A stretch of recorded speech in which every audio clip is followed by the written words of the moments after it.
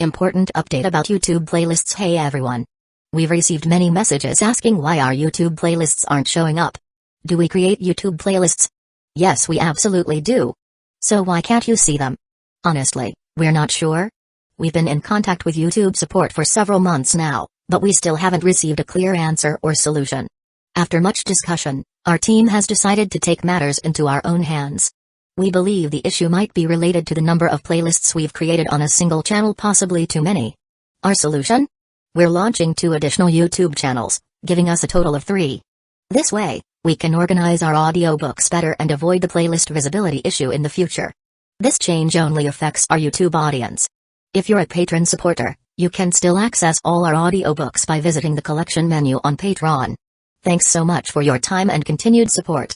Happy listening. That morning, as Ren stepped out of his apartment, he immediately ran into his next-door neighbor, Yoko Okano. Da-da.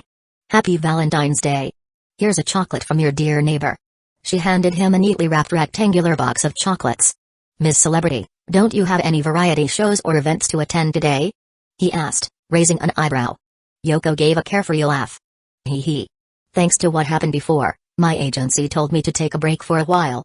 If my neck injury gets caught on camera, the media will go wild, and the company won't be able to cover it up. So, I get a little vacation. Her cheerful attitude made Ren wonder if something was off. You seem a little too relaxed. Are you saying I look crazy? A little bit. Yoko chuckled but then instinctively touched her neck, where faint bruises still lingered. Her expression dimmed for a moment. I made my choice when I became an entertainer, she said softly. I know my talents, and I love my fans. That's why I want to keep moving forward in this industry. Ren respected that. Choosing a path and sticking to it, enduring hardships for the sake of one's dreams, it was something he could admire. Keep working hard, he encouraged.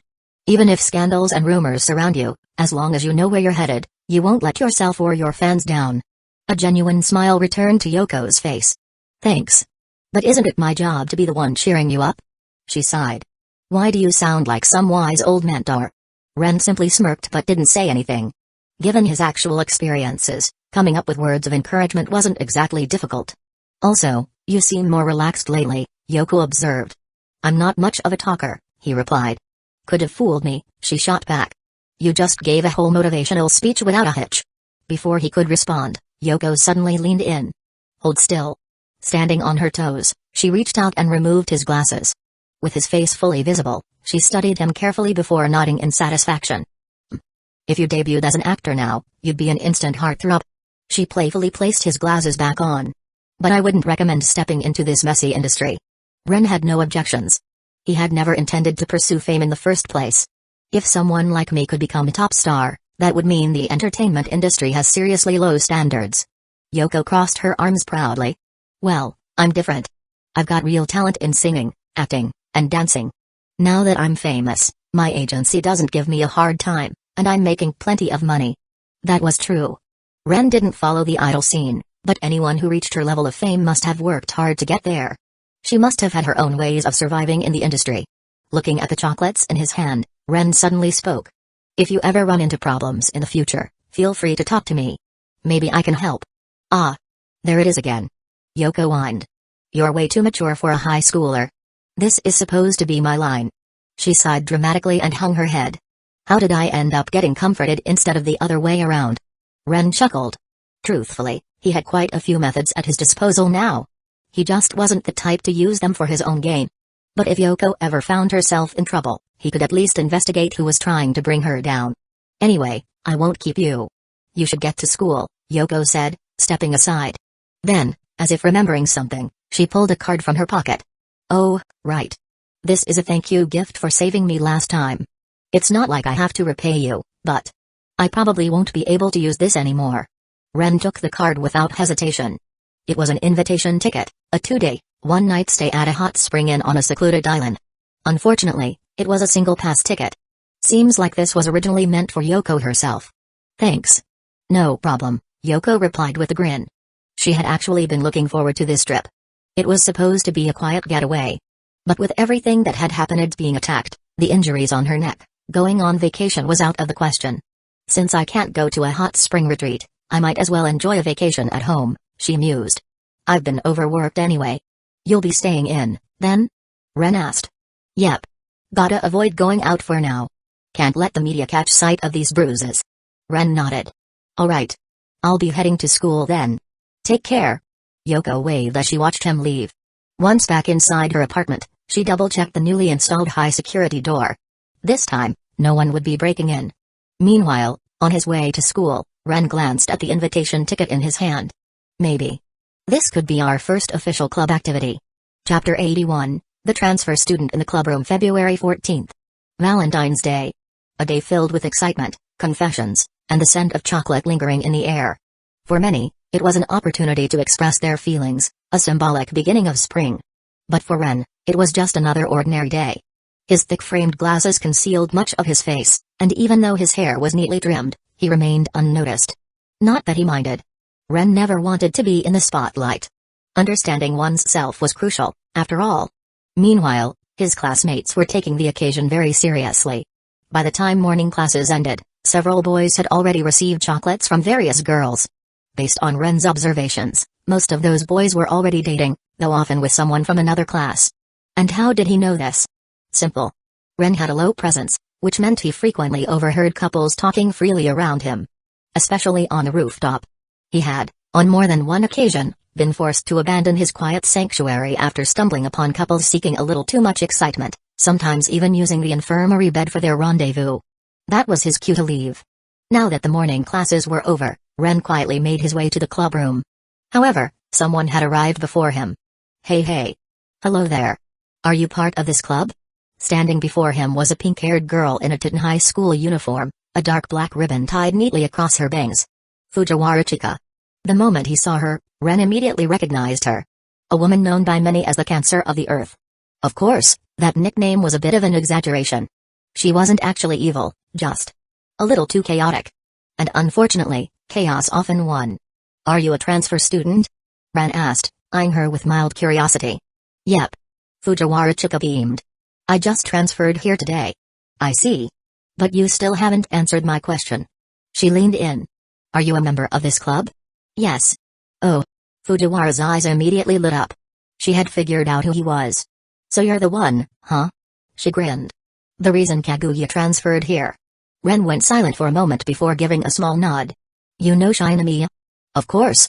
I'm her best friend. Fujiwara declared proudly. With an enthusiastic bounce, she stepped closer and studied him carefully. Then, after a brief pause, she nodded to herself. Yep. Definitely more attractive than the student council president. The sudden topic shift caught Ren completely off guard. Fujiwara's pace was impossible to follow. Your name is Amamiya Ren, right? Yes. Sorry. I did some research on you beforehand, she admitted cheerfully. I wanted to see what kind of boy Kaguya likes. Ren's face twitched slightly. Shinomiya doesn't like me. You might be mistaken. Suddenly, Fujiwara froze, her bright blue eyes locking onto him. Then, from seemingly nowhere, she pulled out a detective hat and placed it on her head. That's impossible. My instincts as love detective chick never fail. I'm sure Kaguya has already entered love mode. Her unwavering confidence was almost convincing. But not to Ren.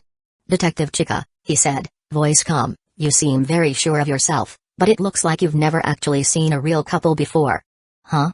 Fujiwara froze again. You haven't seen a real couple, have you? Ren continued. And that includes Shinomiya and the student council president. Fujiwara's brain short-circuited. Wait. Hold on a second. She processed his words slowly. I, Fujiwara Chika, the greatest love detective, never realized that Kaguya and the president weren't actually a couple. A deep existential crisis began to set in. This can't be.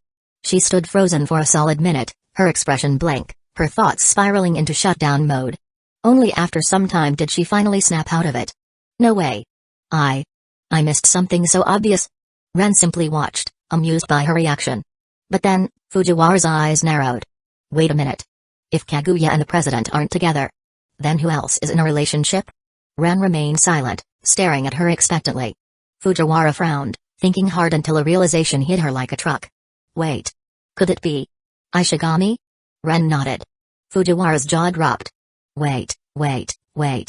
Hold on. Ishigami? That Ishigami? The guy who acts like he hates women? You're telling me he actually likes someone? Who is it? Ren casually answered. Koyasu Tsubaime. Fujiwara froze again. Koyasu Tsubame? The third-year gymnastics club ace? The school's most beloved upperclassman? Fujiwara was in shock. Ishigami actually had a crush on her? That gentle, kind, and beloved senior? Ishigami has high standards. What happened? Rejected. Fujiwara blinked. Yeah, that sounds about right. It wasn't exactly shocking. Ishigami had always been seen as gloomy and unapproachable, while Koyasu Tsubame was practically the embodiment of sunshine. When it came to choosing a boyfriend, someone like her would naturally prefer someone more outgoing and charismatic. It was a logical outcome. Still, she couldn't help but sigh. Man. That's rough. Ishigami isn't a bad guy, Ren said, his tone thoughtful. He's kind-hearted, though a little stubborn. His sincerity is actually his best trait. But because of what happened to him before, he's been stuck in a gloomy state for a year, and it's given people a bad impression of him. Fujiwara nodded slowly. I get it. Ishigami had been seriously hurt in the past. Even so, she never imagined that he actually liked someone and someone so out of reach at that. He really aimed high, huh? She sighed dramatically. If only love was easy. Chapter 82, Mother? What am I like in the story? Fujiwara quickly regained her composure after realizing she hadn't successfully paired any couples. Now, she was far more interested in finding out what kind of person she was in the story. Want to tell me more? Yeah. Fujiwara's curiosity was piqued. You're a pretty special character in the story. I remember you actually became quite famous outside the story, especially because of the Chika dance. Fujiwara's expression was filled with confusion. Still, she quickly grasped that Chika dance likely referred to something she had performed. What's that? Ren wasn't great at explaining things in detail. It's kind of like an ending theme after an anime episode finishes. Oh. I remember there was a scene where you had a song and dance sequence in the middle of the story. The general premise revolves around the student council at Shuchian Academy. But since you have a great singing voice and dance so well, you became incredibly popular. Even now, Ren still remembered bits and pieces of it. The most common phrase people used back then was, "Marry this woman." Eh? Fujiwara's face immediately flushed pink, her heart skipping a beat. This was the first time she'd heard how she was perceived in another world, from the perspective of a character in a story, no less. So they wanted to marry this woman, huh? She had been immersed in the two-dimensional world for many years, so she naturally understood what that phrase implied. It meant she was actually quite popular. Why do I suddenly feel so happy? Holding her cheeks, Fujiwara found herself growing increasingly excited. What else? Her interest in her fictional self only grew stronger.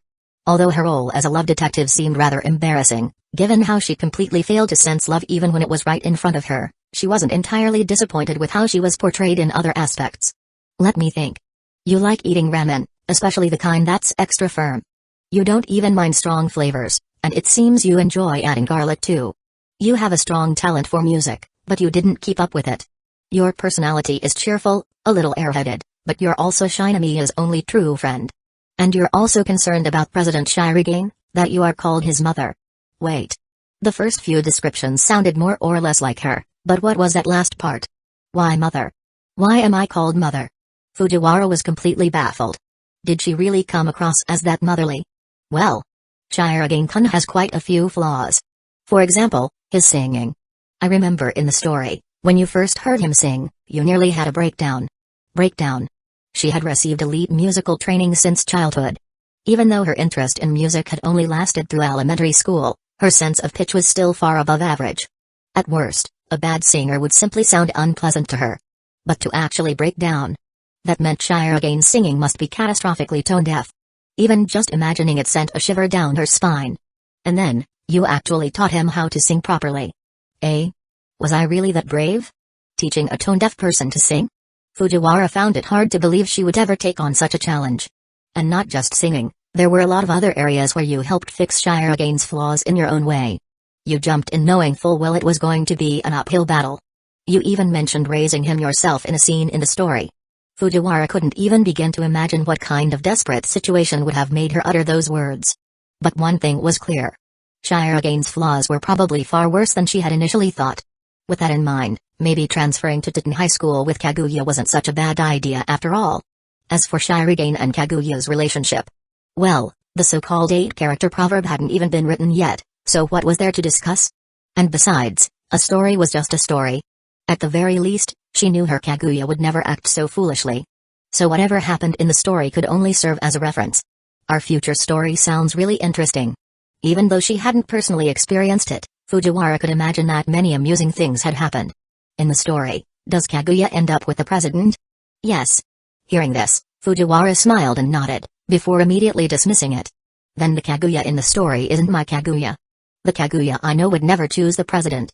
Ren understood the reasoning behind her words, but he was still curious about how she was so confident in that conclusion. You sound pretty certain. Yeah, very sure. Fujiwara wasn't even slightly surprised. Kaguya carries the Shinomiya name. If the weight of the Shinomiya family isn't lifted off her shoulders, she won't have the freedom to make her own choices. So Kaguya would never choose the president. If she did, she'd not only cause trouble for him but also put herself in an incredibly vulnerable position. A strong Kaguya would never do something like that. Ren smiled and nodded in agreement. That makes sense. Shinomiya-san can be a bit stubborn, but she's also incredibly strong-willed. Putting herself in a weak position isn't something she'd ever do. Especially when she knows both logically and emotionally that it's impossible, she'd rely on rationality to make her choice. Fujiwara tilted her head slightly, feeling a hint of regret. It's just. The president is kind of pitiful. Now that I think about it, he's been trying to get Kaguya's attention for over a year.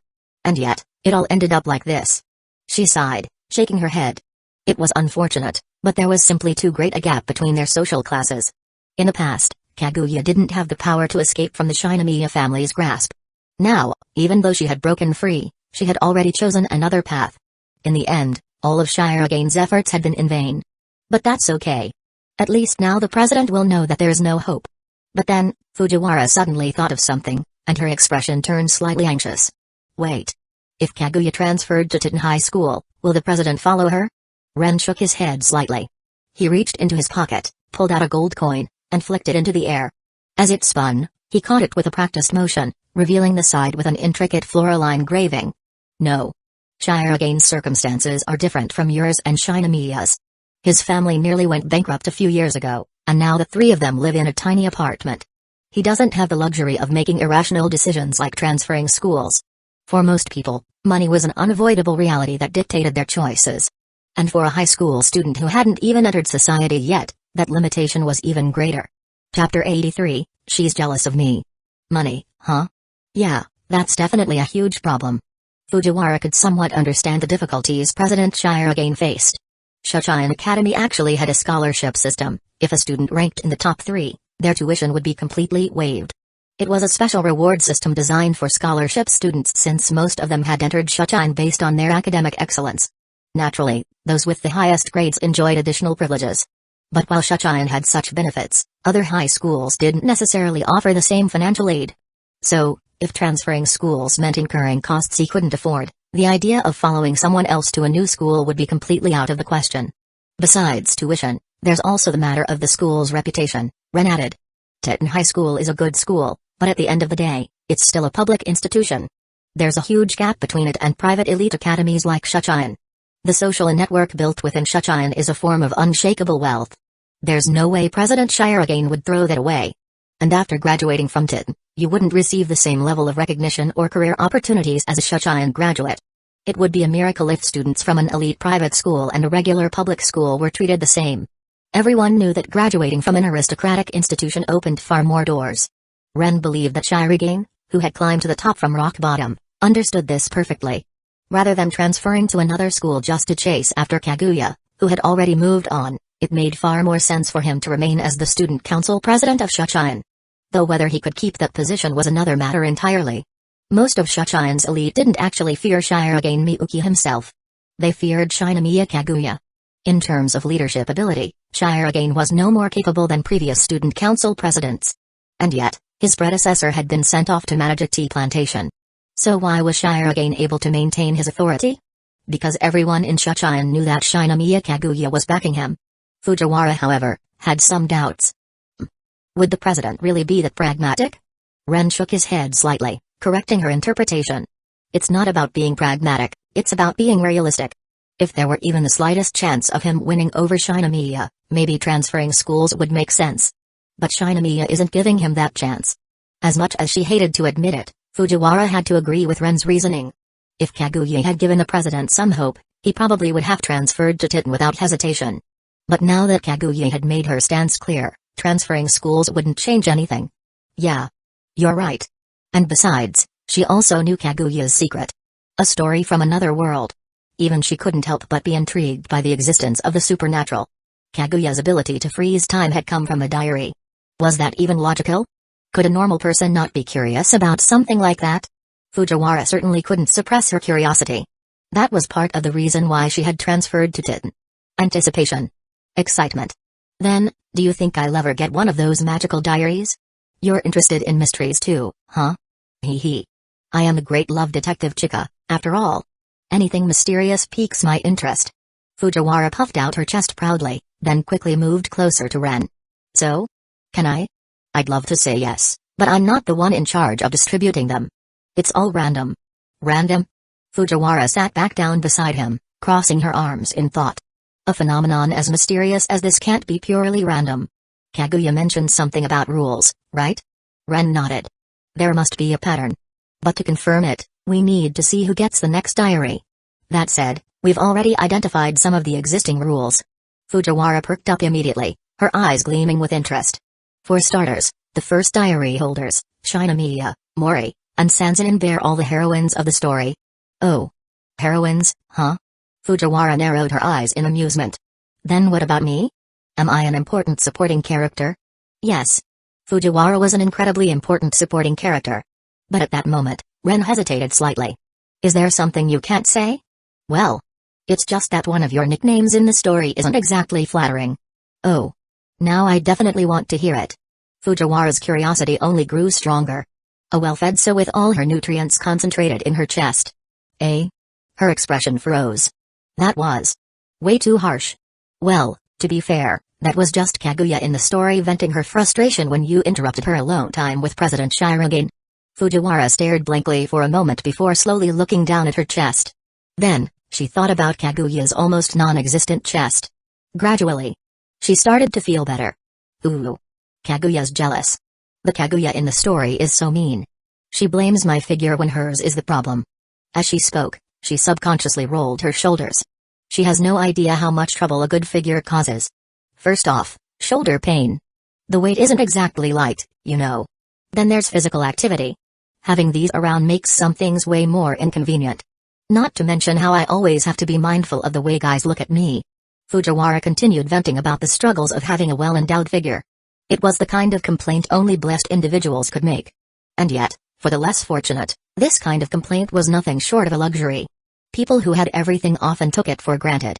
And those who lacked it could only envy from afar. Click.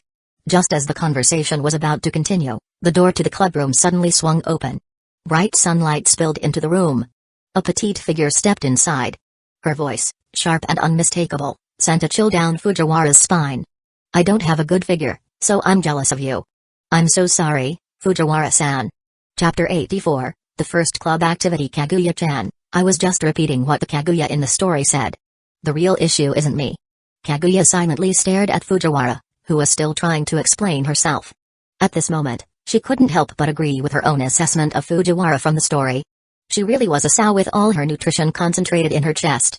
Kaguya glanced down at herself. Instantly, she felt her irritation grow. Jealousy? Of her? Absolutely not. She just found Fujiwara's excessively vulgar figure offensive. Fujiwara, let me make something clear. I never said that to you in real life, nor do I see you as a sow. And I am not jealous. Even if there were a shred of jealousy, she would never let it show so obviously. Growing up in the Shinomiya family had taught Kaguya one thing: emotions should never be displayed openly. She took a slow breath, regaining her composure. First of all, I was never alone with President Shirogane. Even though he was interested, I always had Hayasaka cover for me. Before leaving Shuchian, I already rejected him multiple times, politely, of course. She didn't keep track of how many times, but she knew it had to be dozens. And yet, the president never noticed. It gave her such a headache. She had made her rejection very clear, and yet, somehow, the one being rejected hadn't gotten the message at all. His complete lack of awareness was infuriating. Either his ability to pick up on these things was horrendously bad, or he never even considered the possibility that her subtle rejections were rejections at all. He never noticed? Not even once? Kaguya gave a small nod. Fujiwara didn't know what to say. Kaguya had been subtle in her rejections, sure. But the fact that the president completely missed all of them. That was just painful to hear. The president really is hopeless when it comes to this stuff. I was being tactful in the hopes that he'd get the hint and back off, but he never even noticed. Fujiwara could see why Kaguya was frustrated. She had been trying to let him down gently, but the person she was rejecting had no idea what was going on. If she were in Kaguya's shoes, she'd be annoyed too. Then again, she wouldn't have been as subtle as Kaguya, she would have been far more direct. Kaguya sighed and shook her head. Enough about the president. As Amamiya said, he's not coming after us, so this is no longer our problem. And Fujiwara, stop bothering Amamiya about the diary. We're still in the middle of testing things. Fujiwara pouted. But she knew better than to argue with Kaguya right now. Otherwise, Kaguya would definitely use this moment to settle the earlier argument. Oh, right. Suddenly remembering something, Fujiwara pulled a small package from her pocket. Kaguya, I got you some chocolate. Kaguya stared at the chocolate in silence. She was aware that today was Valentine's Day. But wasn't Valentine's supposed to be a day where girls gave chocolate to boys? Then, why was Fujiwara giving her chocolate? Thanks. It felt a little strange, but she decided to accept it anyway. After taking a moment to collect her thoughts, she turned to Hayasaka. Hayasaka. The ever-efficient Hayasaka stepped forward, pulling out a neatly wrapped box. Kaguya then handed it to Ren, who had been silently observing the exchange. Amamiya, this is a small token of appreciation. For me? Ren, who had been enjoying the show from the sidelines, hadn't expected to be included. Kaguya nodded. Yes. It's nothing extravagant, just a small gesture of thanks. Ren didn't overthink it and simply accepted the gift. Thank you. She was likely thanking him for his help in their previous experiment. But truthfully, he didn't really care about such formalities. Before his rebirth, he had been just an ordinary person.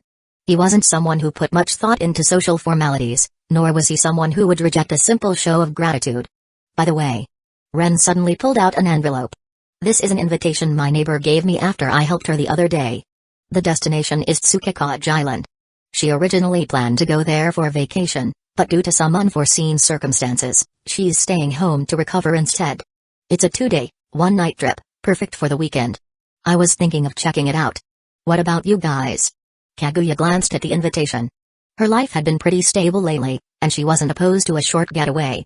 Besides, knowing Ren, he was always drawn to interesting things. If he was planning to go, then maybe something unusual would happen on Tsukekage Island. Amamiya-san, Kaguya said, tapping the envelope against the table, do you know if something will happen there? Ren thought for a moment before shaking his head. I forgot.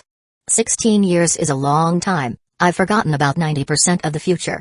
But I do have this weird feeling that something will happen. A feeling? Kaguya wasn't convinced. But then she paused.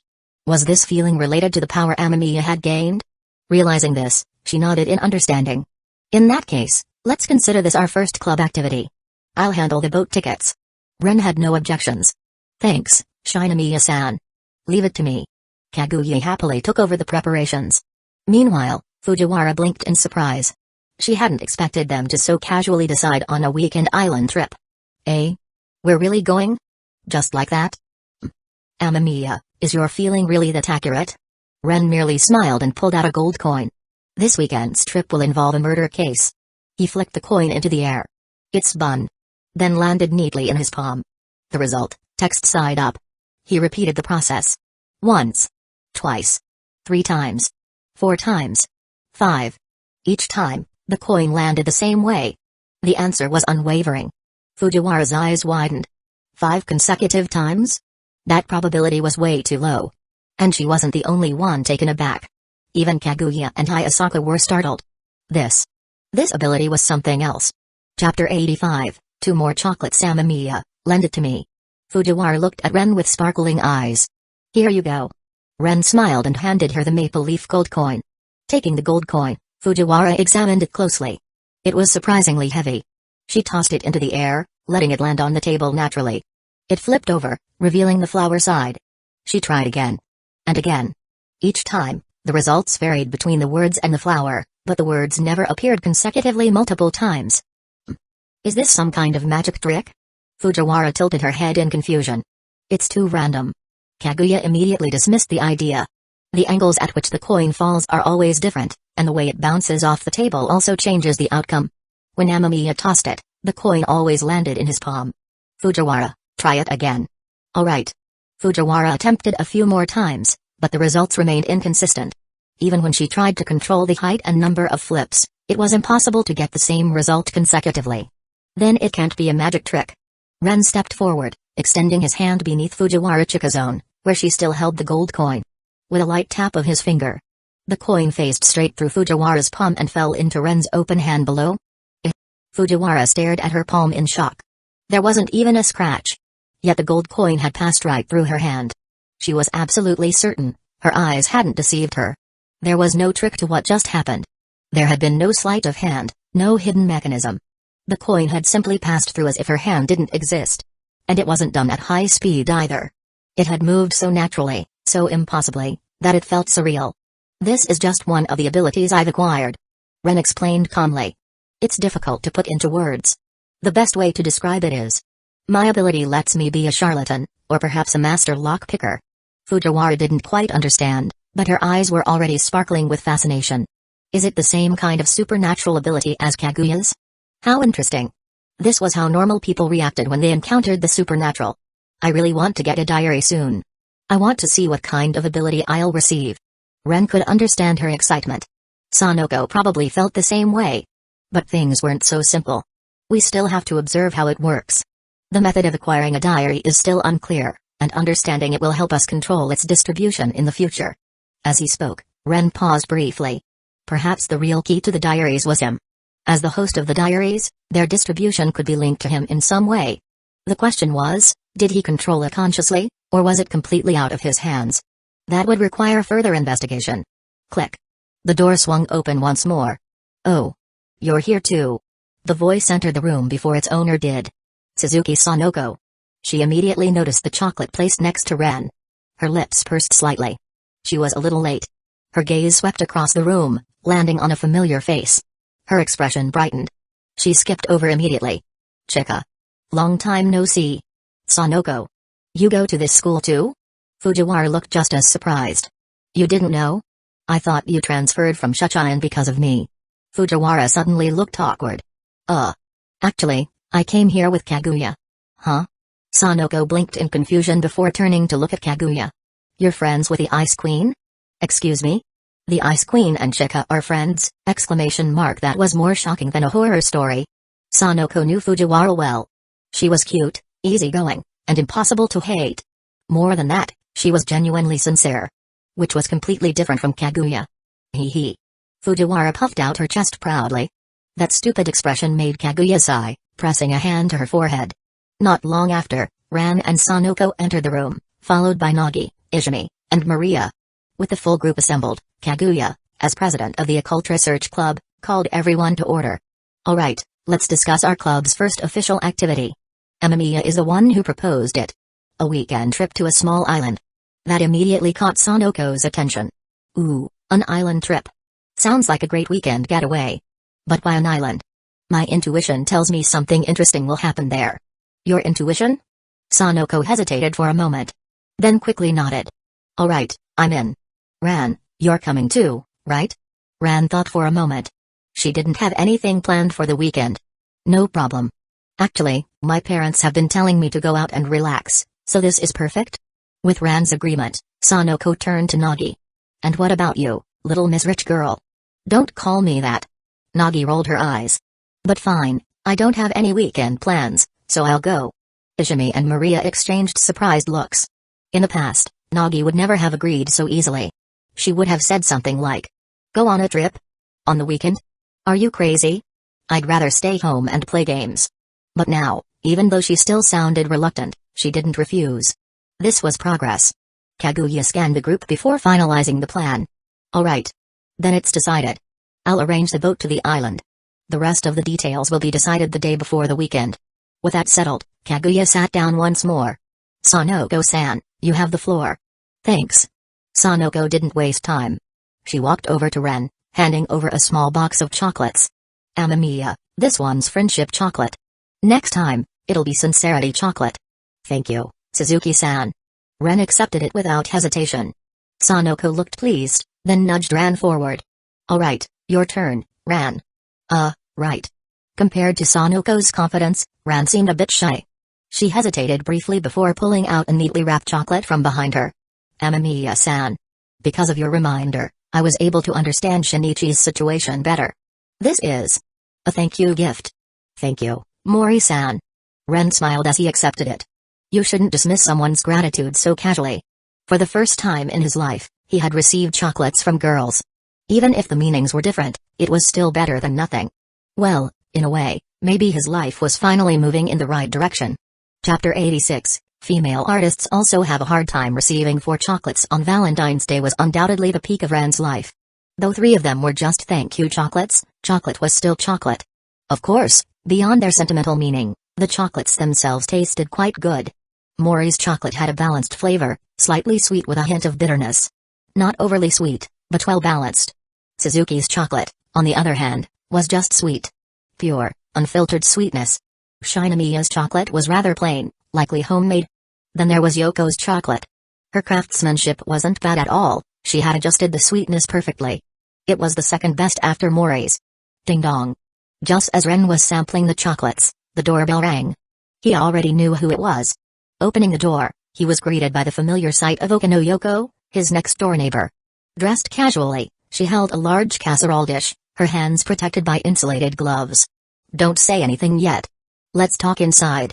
Ren silently stepped aside, allowing her to enter. With a smile, Yoko walked in and placed the casserole on the table. Then she turned to look at him. I made some potato stew today. Let's eat together. Do celebrities really have this much free time?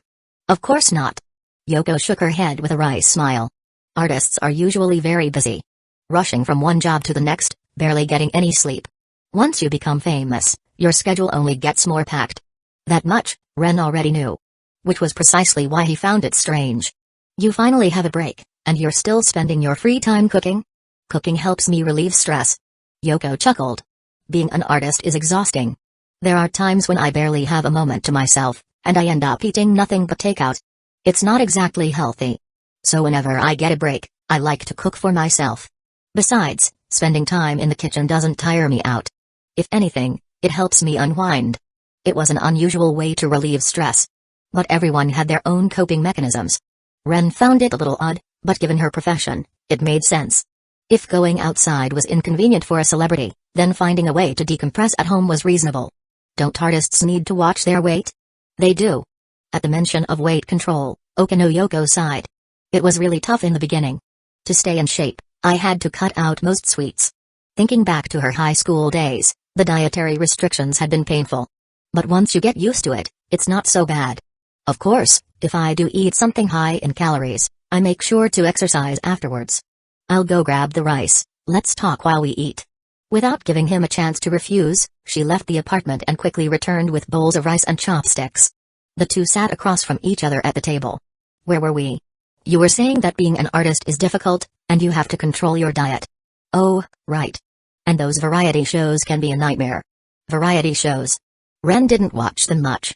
But he had seen plenty of clips online. Scenes where celebrities were put through absurd, borderline inhumane stunts in the name of entertainment. Yeah, some variety shows treat celebrities like props for slapstick comedy. You've seen them too? Yeah. A hint of relief crossed Okano Yoko's face. Thankfully, I haven't been forced to do those kinds of shows yet. For now, I'm still considered a popular artist, so my agency doesn't want me appearing on those programs. For now, I just have to focus on maintaining a good public image. But it's exhausting. She paused, looking down at her bowl of rice. Yeah. It really is exhausting. But it's fine. Suddenly, she perked up, flashing a cheerful peace sign. Yoko, forever full of energy, here to bring smiles to the world. Her smile was bright. It was genuine. It wasn't forced. There were very few idols who actually became idols for the sake of their fans. In your quest to bring smiles to others, where's your own smile, Ms. Celebrity? Ren's voice was calm. Yoko's expression froze. The brightness faded. She sighed and slumped forward, resting her head on the table. I want to say that making others smile makes me happy. But it's really exhausting. Sometimes I get so tired I can't smile. That was a confession filled with pure exhaustion. But Ren wasn't surprised. He quietly activated vision, allowing him to see her spiritual state. The aura surrounding Yoko's astral body was a deep, melancholic shade. If she continued like this for too long, she'd end up with serious mental health issues. No matter how energetic she seemed, everyone had a breaking point. Sit up. Ren set his chopsticks down, then gently pulled Yoko up from the table and guided her to the sofa. Huh? I know you have a lot to say, but just wait a moment. Yoko did have a lot to say. But for now, she stayed quiet, leaning her head against Ren's lap. Ren didn't speak either. He simply placed his hand on her forehead. A faint, imperceptible mist dissipated from his fingertips. His touch was light, but infused with spirituality and gray fog, gently guiding Yoko's astral body, easing her mental burden. A soft sigh escaped her lips. A heavy drowsiness settled over her. Her eyelids drooped. She couldn't fight it.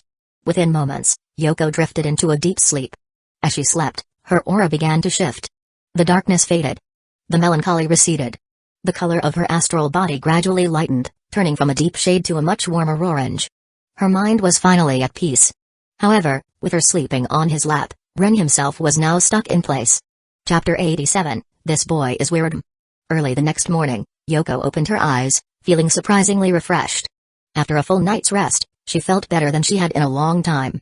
Once her vision cleared, she realized she had been sleeping on Ren's lap. Wait. I didn't fall asleep like this last night, did I?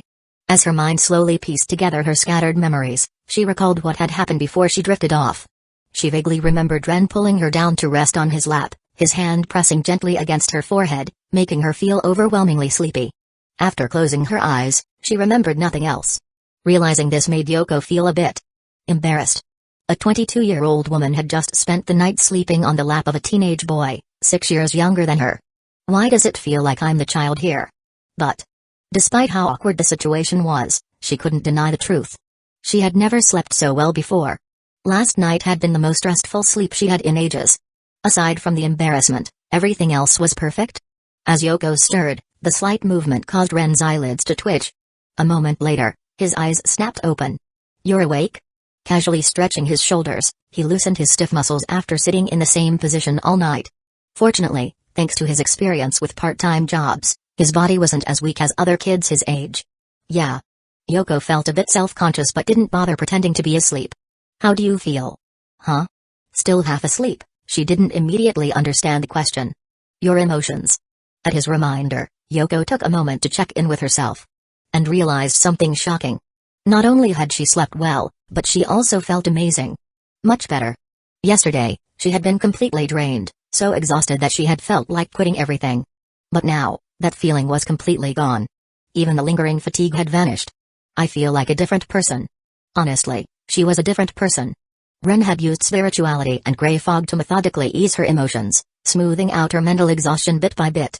Even the true gods at Sequence 0 wouldn't receive such personalized treatment. It was almost like becoming a new person entirely. That's good. Something about the way he said it caught Yoko's attention. She knew that emotional distress didn't just disappear overnight. She had been struggling with this feeling for a long time. There was no way a single night's rest could completely fix it. But somehow, she had recovered. That wasn't a miracle. That was his doing. This realization didn't make her suspicious of him. Instead, it made her feel a bit regretful. She had wanted to take care of him as his kind older neighbor. Yet, in the end, she was the one being taken care of. Well, you ended up looking after me all night, huh? Sitting up from his lap, Okino Yoko stretched her arms. Alright, I'll make breakfast this morning. Glancing at the clock, it was still early, only 5:43 a.m. You should rest for a bit. It's my turn to do something now. Ren, whose legs had gone completely numb, didn't argue. At this moment, what he needed most was to regain feeling in his legs. And since Yoko was offering to cook, he could take the opportunity to fully relax. I'll leave it to you, Ms. Celebrity. Leave it to me. Puffing out her chest confidently, Yoko immediately went to her apartment next door and brought back ingredients. She then got to work preparing breakfast. Meanwhile, Ren returned to his room to catch up on sleep. This time, he managed to sleep for an hour and a half. Ren had a strong internal clock. Even while asleep, his body naturally woke up when it sensed time was running out. Opening his eyes, he was met with an unexpected sight. Yoko standing beside his bed, staring at him. What are you doing? Well, I was about to wake you up. Ren sighed, rubbing his forehead. Why did it feel like this woman had suddenly become less reliable? Yoko just grinned, lightly tapping his cheek with her fingers. Breakfast is ready. Get up already. Yeah. After a quick wash-up, Ren walked into the living room. Once again, they sat across from each other, just like the night before. As she ate, Yoko occasionally glanced at the boy sitting opposite her. Sometimes, he felt so quiet. Yet, other times, it was clear he wasn't someone who couldn't talk, he was just someone who chose not to. Pa. Sitting across from you like this, I feel like I'm having breakfast with my dad. I'm not that serious. Ren looked up, slightly annoyed. I know. Yoko rested her cheeks in her hands. But you do feel much more mature than me. You feel more reliable than me. So what, are you saying you're unreliable? No, I'm just saying you're better at taking care of people. Really? Ren wasn't sure he agreed with that. He wasn't exactly talkative. He didn't go out of his way to meddle in other people's business. He didn't seem like the type to take care of others. Yes, yes. Yoko nodded confidently. She could tell that he was good at looking after people. But not in the usual way. He wasn't someone who offered material help.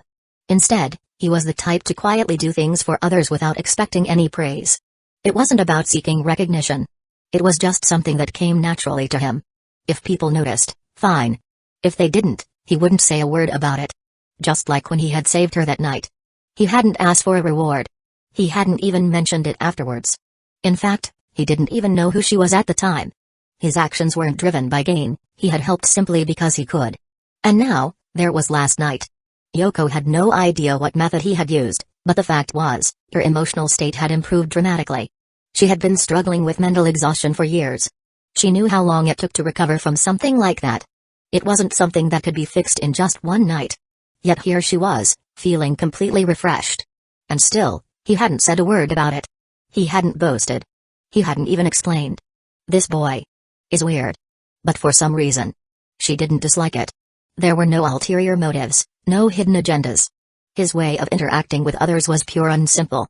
Chapter 88, The Shinomiya Heir. My artist neighbor is surprisingly talkative. In the evening, she comes over with a casserole and eats with me. It's as if she knows I live alone and just wants to keep me company. What a nosy neighbor. It seems our interactions started when I rescued her the other night.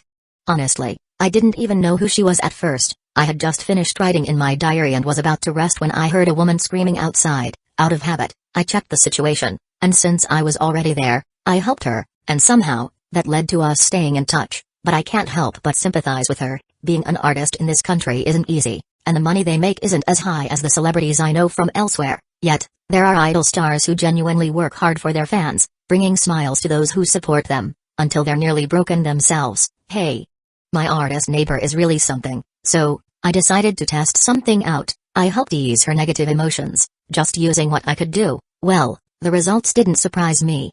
It worked perfectly, but after regaining her energy, she suddenly started feeling a bit unreliable. What a contradictory neighbor. After reading the diary entry, Kaguya immediately called Hayasaka over. Kaguya-sama? Hayasaka, is there a female artist living next to Amamiya? Hayasaka thought for a moment before nodding. Yes. But she has a busy schedule and often travels for performances. She doesn't stay home for long. A female artist who rarely stayed home. No. The female artist herself wasn't the issue. Kaguya remembered that she had been involved with Amamiya because of a case. Hayasaka, has this female artist been connected to any incidents recently? Yes. Kaguya frowned slightly. Why didn't you report this to me?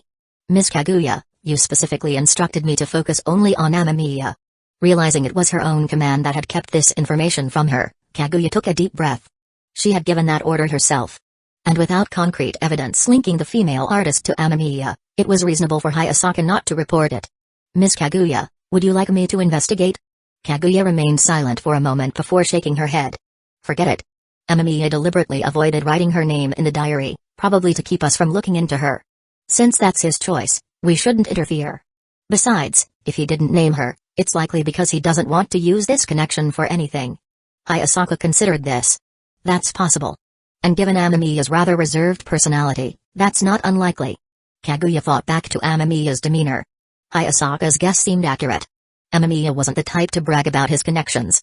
He was quiet, a little withdrawn, and never talked much about himself. Most importantly, he always treated them as equals. Because of that, there were bound to be things he wouldn't tell them. How should I put it? Kaguya didn't think this was necessarily a bad thing. From her perspective, Amamiya's personality wasn't just not bad. It was actually quite good. So good, in fact, that she felt guilty for having doubted him before. For assuming the worst about someone she didn't understand. Miss Kaguya, Maybe Amamiya isn't as bad as you originally thought. Hayasaka's words brought her back to reality. I never thought he had a bad personality. The guilty look in her eyes said otherwise. Do you really believe that? Because I don't think you do. Hayasaka resisted the urge to say it out loud. In truth, it wasn't entirely Kaguya's fault. Growing up in the Shinomiya family meant she had always been surrounded by scheming, manipulation, and ulterior motives. Viewing everything through the lens of power and influence was second nature to her. From a purely strategic perspective, her suspicions about Amamiya were reasonable. The problem was, Amamiya Ren completely ignored that logic. He had never asked Kaguya for anything. If anything, he had outright reduced her advantages in certain situations. This had caused Kaguya to instinctively search for ways to gain something from him. To establish a more favorable exchange of benefits. Because that was how she had always been taught to think. But Amamiya had never treated their interactions as transactions. No matter what happened, he never asked for anything in return. And that was something Kaguya wasn't used to. Miss Kaguya, what exactly happened between Amamiya and this female artist? It seems he helped his neighbor with something, which led to them getting closer. He said he was just meddling. But his neighbor seems to have interacted with him a lot more since then. He even helped her with something significant. Hayasaka raised an eyebrow. Like what? Kaguya hesitated before answering. He resolved her negative emotions? Hayasaka was stunned. That's something you can fix. For a moment, she seriously considered asking Amamiya for help herself. As a full-time maid and bodyguard, her stress levels were constantly high. Thankfully, she no longer had to report on Kaguya's daily activities to the Shinomiya family. That alone had lifted a huge burden off her shoulders. But even so, she still relied on unconventional methods to cope with stress. Like watching hydraulic press videos. Or those oddly satisfying floor cleaning compilations. Or even cow hoof repair videos. Yes. Those were the things keeping her sane. Chapter 89, Social Talent Maximized. It was Friday after school. The day of the Occult Research Club's first official activity. This island trip was planned for 3 days and 2 nights. So instead of leaving on Saturday, they were setting off tonight. To make things easier, everyone had packed their bags a day in advance. Since the club members lived in different places, the task of picking everyone up fell to the event's organizer, Shinomiya Kaguya. Naturally, Kaguya had also arranged a boat to Tsukekage Island. After arriving home, Ren grabbed his prepared luggage and stepped outside.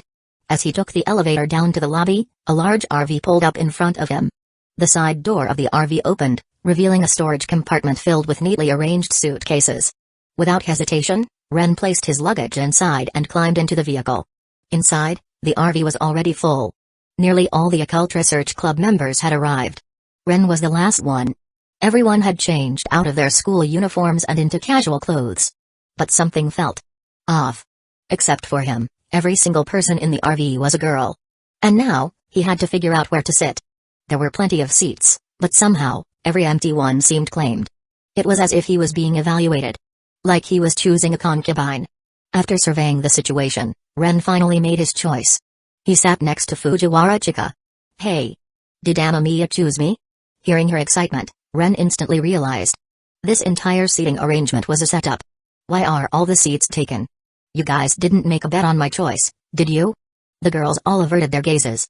So, who bet that I'd sit next to Fujiwara? Silence. Everyone looked at each other. And no one seemed to remember placing that bet. No one bet on me, Fujiwara pouted, visibly upset. Most people thought you'd sit next to Sanoko. Some bet on you sitting next to Kaguya. But no one bet on me. Still sulking, Fujiwara turned to Ren with a curious look. Why did you choose to sit next to me, Amamiya? Ren hesitated briefly before giving a simple answer. I figured I wouldn't feel as reserved sitting next to you. I'd probably feel a bit uncomfortable sitting next to someone else. Silence. Then. PFFT. The girls all tried to stifle their laughter. Wait a minute. So, Amamiya felt uncomfortable around other girls. But not around Fujiwara Chika? Didn't that basically mean he didn't see her as someone to be nervous around? Realizing the implication, Fujiwara's eyes widened in shock. Just moments ago, she had been sulking about being ignored. Now, all her frustration was redirected at Amamiya. What do you mean by that? Amamiya, do you not see me as a girl? Ren glanced at Fujiwara, meeting her glare head-on. No, you're obviously a girl. But when I'm around you, I don't feel like I have to be as careful as I do with other girls. To put it simply, you give off an approachable vibe. Ren was being completely honest. For some reason, Fujiwara felt easier to talk to than most people. With other girls, he felt the need to be more cautious. But with Fujiwara, there was none of that tension. Eh? Do I really give off that kind of vibe? Fujiwara looked at herself, then at Kaguya. Objectively speaking, she was more feminine than Kaguya. So it wasn't about appearance. That meant Amamiya had based his opinion on something else entirely, her personality. And that was strange. I never thought I was the approachable type. Oh. That actually makes sense. Sanoko was the first to jump in. Chika does have that weird effect on people. I could talk to her normally the first time we met. And the same thing happened with our Ice Queen. She nodded toward Kaguya. She's famous for being cold and unapproachable as Shuchain. But Chika? She's the only person who can talk to her like a normal friend. Even though Kaguya acts friendly, most people can still tell she's secretly an Ice Queen. Sanoko then glanced at Kaguya's expression, which had noticeably darkened. And, well, Ice Queen is definitely insecure about certain things. At that remark, Hayasaka instinctively glanced at Kaguya's chest. Then at Fujiwara's. Compared to Fujiwara's unusually generous proportions. Yeah. The contrast was obvious. Now that she thought about it, it was a bit strange that Kaguya and Fujiwara were friends. Their personalities and appearances were polar opposites.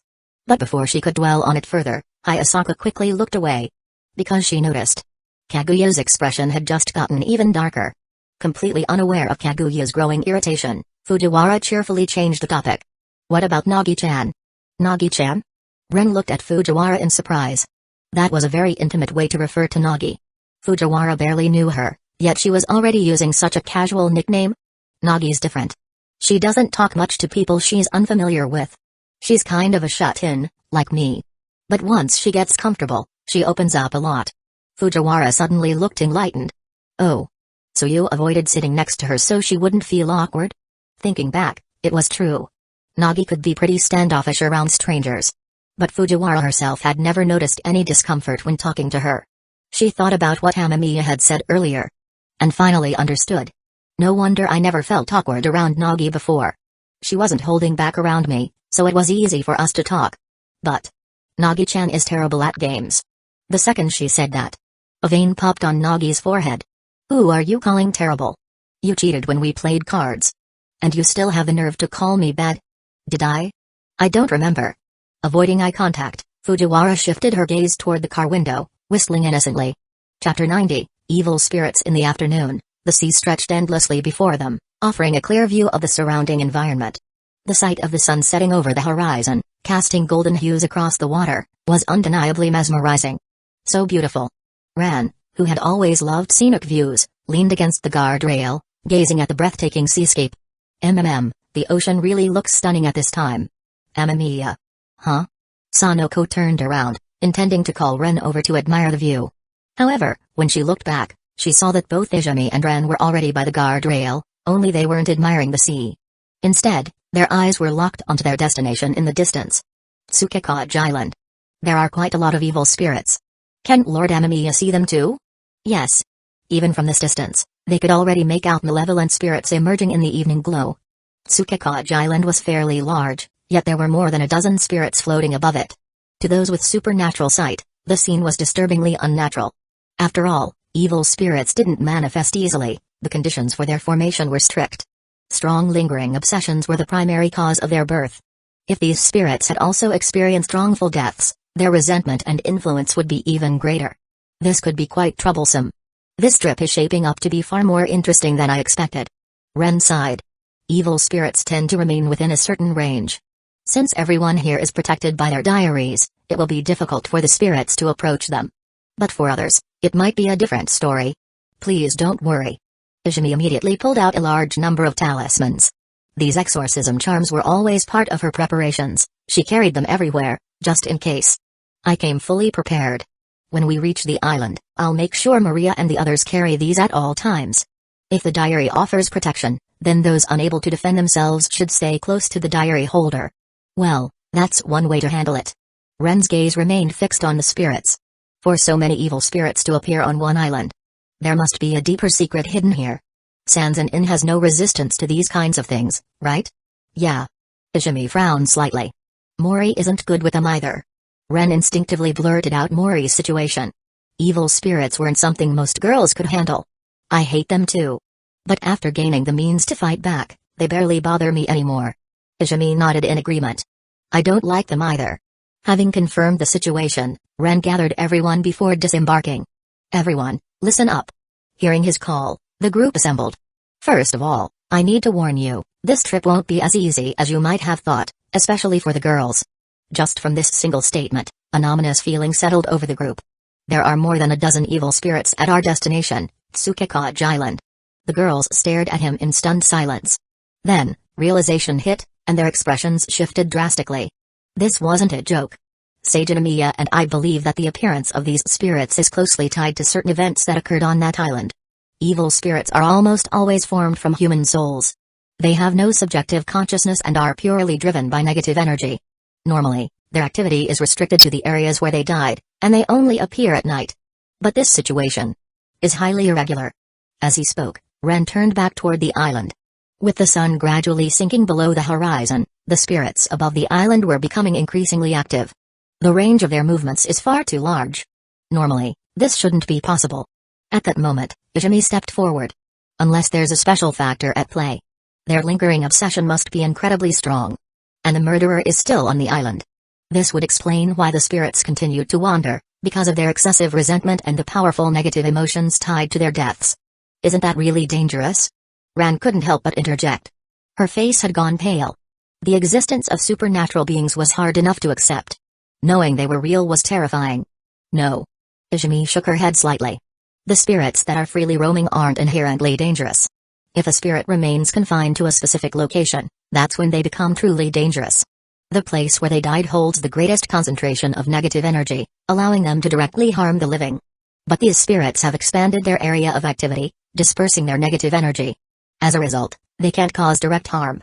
At worst, they might induce nightmares or mild depression. That's the lightest possible consequence. However, as she finished, Izumi hesitated. After a brief moment of thought, she decided to speak up. Based on my assessment, a series of serious murders must have taken place on that island. The island is remote, located far out at sea. If something significant happened there, it's likely that no one outside the island ever heard about it. And if those who died had sneaked onto the island, even the residents might not be aware of their presence. Nagi, being quick-witted, immediately caught on. So, if people were sneaking onto the island, then someone must be running some kind of shady business there. That would explain why so many people ended up dead, right? Sage Izumi nodded slightly, confirming her speculation. I see. Those who died were likely eliminated because of their involvement in underground dealings. Since they were disposed of, they harbored immense resentment and transformed into evil spirits. Sanoko finally pieced together the cause of their appearance. For such an operation to exist on a remote island, it had to be motivated by money. And those who perished likely met their end because the people in charge had no intention of sharing the profits.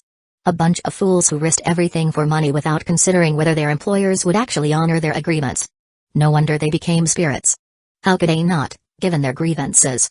There are 3 industries in the world that generate the highest profits: prostitution, gambling, and drugs. This island seems to be infected with all 3. Secluded from the city, with a sparse population. It's the perfect breeding ground for these kinds of operations. Ren couldn't think of a location better suited for illicit dealings than this island. Chapter 91. This is a trial. Stepping off the cruise ship, the group set foot on Tsukekage Island. Evening had already fallen, and with the sun fully set, the island was cloaked in dim light.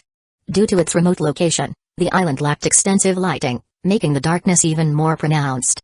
Adding to the eerie atmosphere, malevolent spirits drifted in the sky above, casting an ominous and dangerous aura over the entire island. Ren gazed at the sky.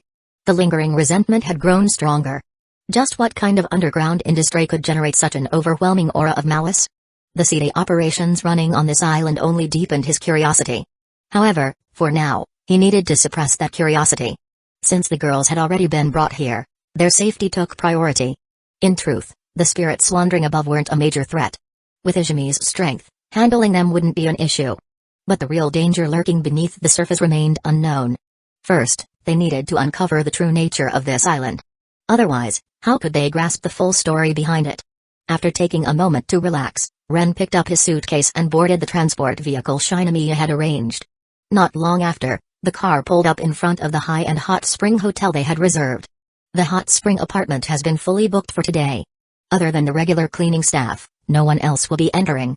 417, Hayasaka stepped forward to deliver a concise briefing. Handling these arrangements took a little effort for her. Of course, the so-called cleaning staff of this luxury hot spring hotel had all been replaced with bodyguards from the Shinomiya family. Ensuring that no outsiders could get near was a given. After all, the people staying here this weekend weren't just the heirs of the Shinomiya family but also those of the Sanzan-in and Seijinomiya families. If even in such a secured environment something were to happen, it would mark the utter failure of the Shinomiya family's legacy. Thus, Shinomiya took complete responsibility for security. However, Hayasaka hadn't anticipated dealing with something as absurd as evil spirits. That was beyond her usual job description. Ren glanced at the hot spring apartment before turning to Izumi. Seijinomiya, I'll be counting on you for this. Rest assured, Lord Amamiya. Exorcism is our family's specialty. Even if Ren hadn't requested it, Izumi would have taken the job upon herself. Since Nagi was here, she couldn't allow these spirits to frighten her. At the very least, she had to ensure the hot spring hotel remained secure. Izumi's abilities were reliable, and her expertise in spirit exorcism made her the best suited person for this task. In fact, she was the one person in their group whom Ren could trust completely with this matter. Of course, her tendency to get lost was a separate issue. Thus, Ren gave a cautious reminder. Hayasaka-san, have a bodyguard accompany Seijinomiya. I'm more concerned about her getting lost. Hayasaka blinked in surprise before quickly giving the order. Lord Amamiya, I won't get lost in a hot spring apartment. Her voice carried a hint of resentment. However, Ren remained firm. Seijinomiya, this is your first time here. You're unfamiliar with the layout, so getting lost is perfectly possible. That was a reasonable argument. It was natural to feel disoriented in an entirely new place. Besides, the apartment complex was far from small. Izumi tried to protest for a moment but eventually relented. It was her first time here, after all, and the possibility of getting lost was indeed real. It was a valid concern. Go pick your rooms first. Once you've changed, we'll have a proper discussion. This unexpected situation needed to be addressed. But before that, they at least needed to settle in, change into more comfortable clothing, and relax. Upon entering the hot spring hotel, the girls wisely decided to stay close together. There was no need for unnecessary complications. They picked rooms near each other. Having friends nearby would make sleeping at night more reassuring. After changing into thick yukatas, they all gathered in Ren's room. Ren had also switched into a yukata. Seated at the small table, he swept his gaze over the girls. Each of them wore uneasy expressions. It was clear that today's encounter with the evil spirits had shaken them deeply. He understood that completely. It was natural for them to feel this way. None of them were accustomed to dealing with such things. After all, the girls present were, at their core, just ordinary girls. Thus, Ren chose to offer them reassurance. This is the first supernatural event we've encountered. But think about the name of our club. The Occult Research Club. The experience we're facing now is the very pinnacle of mystery. The diary in your hands is the highest artifact of all mysteries. So, you need to stay calm. You need to gradually come to understand this mysterious world. Perhaps in the future, we'll face even more supernatural phenomena. Everyone, this is a trial. Hearing his words, the girls, who had been visibly unsettled moments ago, seemed to relax slightly. Especially after hearing that the diary was the ultimate mystery, something even greater than the spirits they had encountered. Thinking about the diary, then recalling the spirits. It put things into perspective, making their previous fear seem a little less overwhelming. A sense of stability began to return. Seijinomiya, have you taken care of it? Once he saw that the situation was stabilizing, Ren shifted his focus. I've finished the preparations, Izumi replied with a nod. That's good. As expected, hearing that assurance brought further relief to the girls. At the very least, they could now feel some semblance of safety. Sensing the calm settling over the group, Ren also allowed himself to relax a little. Truthfully, he wasn't particularly skilled at handling situations like this. Standing in the spotlight didn't suit him. He was far more comfortable in quiet, shadowed places. Bringing the situation under control to this extent was already the limit of his ability. Everyone, I need to explain something to you now. It's a part of mysticism, specifically, knowledge related to evil spirits. At those words, the girls instinctively tensed up. This wasn't the rational, scientific world they were used to. It was the realm of the supernatural, one they had only just begun to step into. Chapter 92, Mysticism Teaching. First of all, I need to emphasize that evil spirits are not inherently frightening. Often, the human heart is far scarier than any evil spirit. After all, most evil spirits are born from human emotions. Ren knew he had to set an example for the girls. At the very least, he needed to ease their fear. Otherwise, they wouldn't be able to face the spirits properly. There are two main causes for the birth of evil spirits. The first is an unwillingness to accept fate. Most evil spirits originate from those who were killed, their strong refusal to die becoming the negative energy that fuels their existence. The second is unresolved emotions, hatred, jealousy, love, or an obsession too powerful to fade. These emotions can also lead to the creation of evil spirits. He explained the common causes of spirit formation in simple terms. Of course, there is a third, special case. A beyonder with beyonder characteristics can transform into an evil spirit under specific circumstances, retaining self-awareness. But that scenario shouldn't exist here. At this moment, Fujiwara suddenly raised her hand. Teacher Amamiya, why wouldn't it exist here? Because there should only be one beyonder in this world. Ren dismissed the thought outright. There were no other beyonders in this world. And without other beyonders, there was no possibility of one becoming an evil spirit. So, the third scenario is nearly impossible. Given what I just explained, the key takeaway is that evil spirits are not terrifying. And more importantly, the power you've obtained can be used to counter them. Ren paused. To clarify, the elemental abilities Sanzan In and Ms. Maria acquired can be used against evil spirits. But the ice fruit that Shinamiya-san obtained doesn't naturally counter them. However, Shinamiya-san can enhance the abilities of the ice fruit. Evil spirits are a form of negative energy, and energy follows certain rules of motion. So, Absolute Zero. Kaguya immediately understood. Evil spirits required negative energy to sustain their existence. Since energy is a form of motion, it could, in theory, be stopped. Thus, Absolute Zero could halt the movement of energy. Amamiya-san, that doesn't sound easy to achieve. It isn't. Ren confirmed her concern. Absolute Zero was the theoretical limit of the ice fruit. According to his analysis, it should at least be able to freeze the negative energy of evil spirits in place. However, once the mystical aspect was factored in, it wasn't just energy motion that needed to be considered, positional variables also came into play. That meant Absolute Zero should be effective against beings below the demigod level. If faced with a demigod or higher, its effectiveness would likely diminish.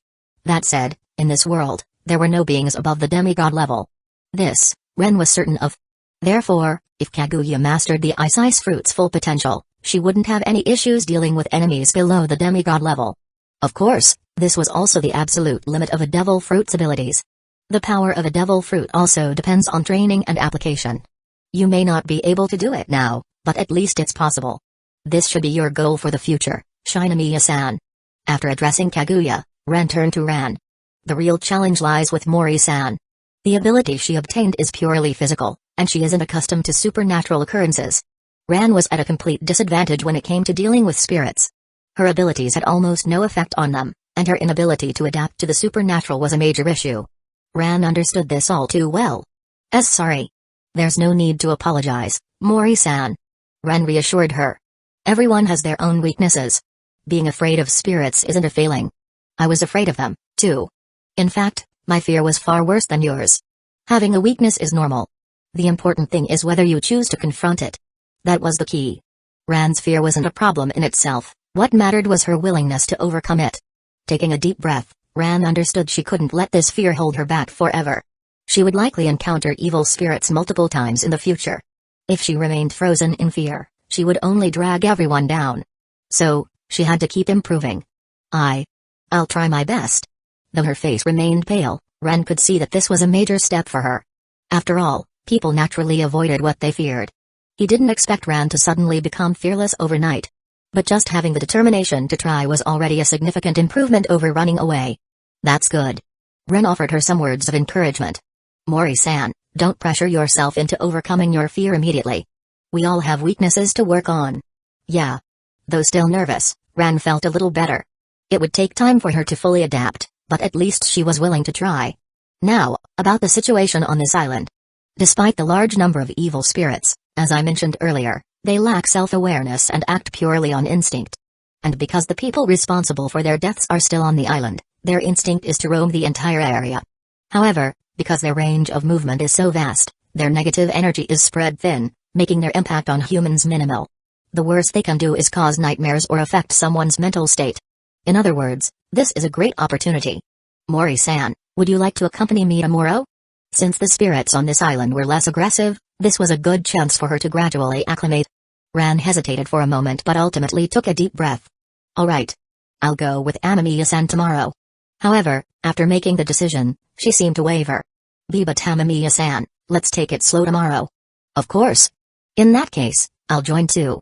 With both hands on the table, Sanoko, who had been quietly listening, suddenly stood up. Chapter 93, Slight Changes. The sound of water droplets echoed clearly throughout the hot spring. All the girls on this weekend trip had undressed and immersed themselves in the soothing warmth, as if only by doing so could they wash away the lingering unease in their hearts. Our first club outing, and we run into a real supernatural event. I can't tell if we're lucky or just plain unlucky. Sanoko gazed up at the dark sky, unable to suppress her complaints. This is definitely us being lucky. Kaguya answered without hesitation. Didn't Miss Izumi say so? This supernatural event isn't that serious. Even Amamiya said this was just a test for us. A low difficulty test, at that. Besides, I think Amamiya purposely set the challenge at a very easy level just to help us adapt. The smaller the range in which evil spirits roam, the greater their harm to people.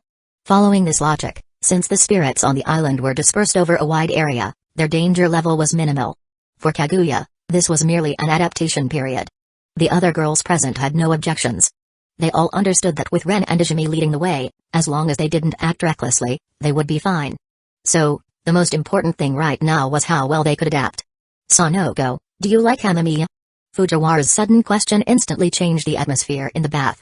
Almost all the girls turned their attention to Sanoko, their interest piqued. Faced with their expectant gazes, Sanoko remained unfazed. Yes, I like Amamiya a lot. Oh. Fujiwara's inner gossip instincts ignited. What's the reason? Well. At first, it was probably because I realized Amamiya's hidden charm. As you all know, I have very high standards when it comes to looks, and any guy I like has to at least pass that bar. Yeah. Fujiwara nodded. She was well aware of Sanoko's taste. What about the other reasons? The other reason? I suppose it was when I accompanied Ran to meet Amamiya at his house. Meeting the family already? Fujiwara's eyes sparkled with excitement. Oh, it wasn't anything romantic. Sanoko sighed. Ran had gotten hold of Amamiya's diary and wanted to dig up more information about him, so she dragged me along. That's when I found out about the connection between them. She explained helplessly. Seeing Chika's eager expression, she knew what the girl was expecting. Unfortunately, she too wished their first visit to Amamiya's house had been more romantic. But reality had other plans. Even if the reason wasn't particularly special, the result wasn't bad. Thinking back to that day, Sanoko couldn't help but smile. But still, it was kind of nice. At that moment, I thought he was really cute. This revelation made Fujiwara even more intrigued. While the two continued their conversation, the other girls around them had also taken notice. Izumi, what do you think? Nagi, who had been soaking in the hot spring, suddenly spoke. About Amamiya-sama? Yeah. Amamiya-sama is a very gentle person. Izumi thought for a moment before giving her assessment. He may be quiet, but he treats everyone with the same level of kindness. And even though this situation turned out to be a little more complicated than expected, Amamiya-sama already had countermeasures in place. Nagi looked up at the night sky. The stars seemed to connect, forming the silhouette of her mother, a figure she longed for. Then, an image of Ran surfaced in her mind. Quiet, reserved, gentle. Not as cold as he appeared on the surface. Even the coldness seemed to be a defense mechanism, a mask to hide his struggles with interacting with girls. Strangely enough, she felt that Amamiya and her mother shared a similar presence. But unlike her mother, Amamiya was much more normal. Izumi, do you think I should try getting closer to Amamiya? Izumi and Maria, who were sitting next to her, both widened their eyes in surprise. This was unexpected. But not bad. I don't think that would be a bad thing. After a brief pause, Izumi gave her honest opinion. Amamiya-sama is a good person. It wouldn't hurt if you took the initiative. Besides, you and Amamiya-sama have some similarities. You might even have common interests. This time, Nagi didn't object. While the three were whispering among themselves, Kaguya and Hayasaka were also having a quiet conversation. He never gets angry when tempted. Instead, he responds with the utmost gentleness. Amamiya-san's personality really is special. If Amamiya-san weren't such a good person, Kaguya-san would have been the first to suffer. Hayasaka teased. Kaguya turned her head and shot her a glare. You get it, so don't say it out loud. That said, she had to admit, if Amamiya had been a different kind of man, she would have been the one to suffer the most under his influence. She was grateful that he was nothing like the people she had known in the past. Kaguya-san, shouldn't you start preparing? Preparing? Kaguya didn't quite follow. If nothing unexpected happens, you'll always be by Amamiya-san's side in the future. According to Amamiya-san, this is the intersection of fate. In that case, shouldn't you start preparing now? Kaguya fell silent. She understood what Hayasaka meant. It was a pragmatic, calculated approach. If this had been before, she wouldn't have hesitated to act in her own best interest. But now, thinking about how Ren had always been so gentle with her, how he had never approached her with any ulterior motives. Facing someone like that, she didn't want to approach him in a calculated way either. Logically, this was the wrong choice. But she wasn't the same person she had been before. No. I'll let things happen naturally. A firm determination flickered in Kaguya's eyes. Let it be. Hayasaka didn't say anything more, but inside, she was already smiling. Because the moment Kaguya refused, she realized, Kaguya had changed. Chapter 94, Innocent. After a refreshing soak in the hot spring, the girls felt much better, having washed away their fatigue from the journey. The hot spring hotel kept the air conditioning on at all times, so even in just a yukata at night, no one felt particularly cold. But it was still too early to go to bed. Even though they had dried their hair, the length made it so that the inner layers were still slightly damp. Going straight to bed like this wasn't an option. More importantly, none of them were tired enough to sleep yet. Excitement filled the air. The supernatural encounter earlier had been a major test for them, but at the same time, it had made this trip all the more thrilling. The adrenaline rush from the experience left the girls wide awake, even after bathing. Since there was no way they could fall asleep so soon, the group gathered in the hotel's common lounge. However, it seemed they weren't the only ones still awake. Amamiya, you're still up too? Fujiwara was the first to approach when she spotted Ren sitting in the lounge with a deck of cards in hand. Yeah. Ren didn't look up, his attention focused on the cards spread out on the table. I'm performing a divination on the island's situation. I need to confirm whether there's anything that might threaten our safety. Divination. Fujiwara nodded slightly. She had heard Ren mention before that he possessed abilities related to that. Can it really be that accurate? Yeah. Ren gave a brief response. Divination wasn't infallible, but the circumstances that would render it unreliable didn't seem to exist in this world. For now, he could trust its revelations. Divination is the process of obtaining insights through rituals and inquiries, then connecting the results to interpret information. Among them, tarot is the simplest form. Anyone can use it, but the revelations it provides are relatively weak. Tarot divination relies on specific rituals, which makes it easier to access certain insights. Pendulums and dowsing rods require a much higher degree of attunement. Ordinary people likely wouldn't be able to extract accurate revelations from them. Oh. Fujiwara listened attentively, even if she doubted she'd be able to use such methods herself anytime soon. That didn't stop her from being curious about the results. So? What did you find out? Are we in danger? No. Ren shook his head slightly. There's no direct threat from the evil spirits. They are only active between 9 p.m. and 6 a.m. Additionally, the spirits on this island have a clear target. Despite lacking rational thought, they instinctively pursue the ones who killed them. Ren had a theory about this. It's likely because these spirits were only recently formed and because the ones responsible for their deaths are still alive. Until those murderers are dealt with, the spirits won't harm others. Fujiwara was a little surprised. You got all of that through divination? Yeah. Ren nodded. This revelation explained something that had been bothering him. Despite the sheer number of evil spirits roaming the island, none of the ordinary visitors seemed to have been affected. Now, at least, he understood why. Just as he raised his head, Ren abruptly froze. And then he averted his gaze. Fujiwara. Your collar. Eh? Fujiwara blinked in confusion. Glancing down, she immediately noticed that the front of her yukata had come loose, revealing far more than it should have. Realizing that Ren had just seen everything, her face instantly turned crimson. She sprang to her feet and quickly adjusted her yukata, pulling the collar tightly shut. Only after securing it properly did she let out a relieved sigh. Ren's reaction mirrored hers. His slightly messy curls, the absence of his usual glasses revealing more of his face, and that delicate yet serious expression, now tinged with a bit of red. Gulp. Fujiwara suddenly understood. This must be why Sanoko was so drawn to him. An innocent, introverted, and slightly shy boy like Ren, this kind of contrast was impossible for girls to resist. Wait a minute. Why am I the one who got seen, yet I'm the one feeling excited? Ahem. Clearing her throat, Fujiwara broke the awkward silence. So, Amamiya. Did you predict anything else? This time, she was extra careful, keeping a firm hold on her collar and making sure not to lean forward. Ren exhaled quietly, seemingly regaining some composure. I found the reason behind the disturbances on this island. It's drug trafficking. Drug traffickers. The expressions of the girls in the room changed immediately. Of all criminal groups, drug traffickers were among the worst. These kinds of people were ruthless. And they wouldn't hesitate to use lethal force if they felt threatened. Now, it made sense why so many evil spirits existed on this island. Drug dealers didn't negotiate. If they so much as suspected someone might expose them, they would kill without hesitation. Even Fujiwara tensed up. Then, are we in danger? She had asked this question earlier, but now it had a completely different meaning. No. Ren repeated his answer. The reason they chose this island is because of its proximity to Tokyo.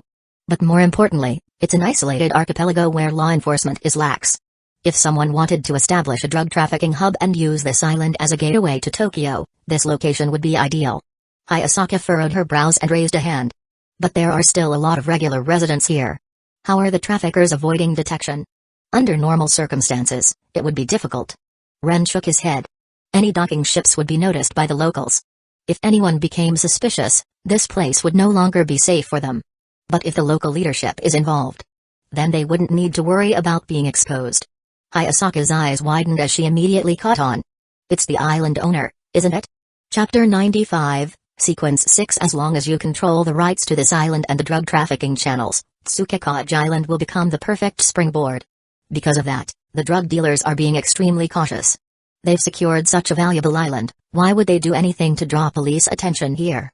That's why they won't cause unnecessary trouble for themselves. And Shinomiya-san's reservation this time, was it intentionally kept discreet? Kaguya shook her head slightly. That's the key point. Ren smiled and nodded, acknowledging that this was indeed crucial. The Shinomiya family is a major power. Those drug dealers wouldn't dare risk drawing police attention just to deal with us. They live on the edge of a knife, but they're not looking for trouble. It's far more beneficial for them to maintain their drug routes than to provoke the Shinomiya family for no reason. So, there's no need for us to worry about these drug dealers on this trip. As long as we don't cross their bottom line, they'll avoid us on their own. They wouldn't think that a group of young ladies came here just to disrupt their operations. Indeed. Even if the police were to investigate the island based on leads, it would have nothing to do with the Shinomiya family. As long as Kaguya hadn't hidden her identity while making the reservation, then their presence on the island would be publicly known. As long as they didn't dig into the drug dealers' affairs, they wouldn't have to worry about becoming targets. Still, aren't those drug dealers the reason for the evil spirits appearing in the first place? Fujiwara's question was valid. But Ren simply smiled and shook his head. We're investigating the evil spirits, but they don't know that. And since they don't understand our methods, how could they possibly know that we're investigating them? Fujiwara immediately understood. Of course, the drug dealers wouldn't know. It would be strange if they did. So, do we need to split up tomorrow? Ren gave a small nod. You'll need to explore the island and take in the sights. Mori, Suzuki, and I will gather information on recent events here. If the evil spirits aren't an active threat, then as long as we stick with Seijinomiya, there shouldn't be any issues. Just treat it as a vacation. In situations like this, what people needed most was a reliable leader.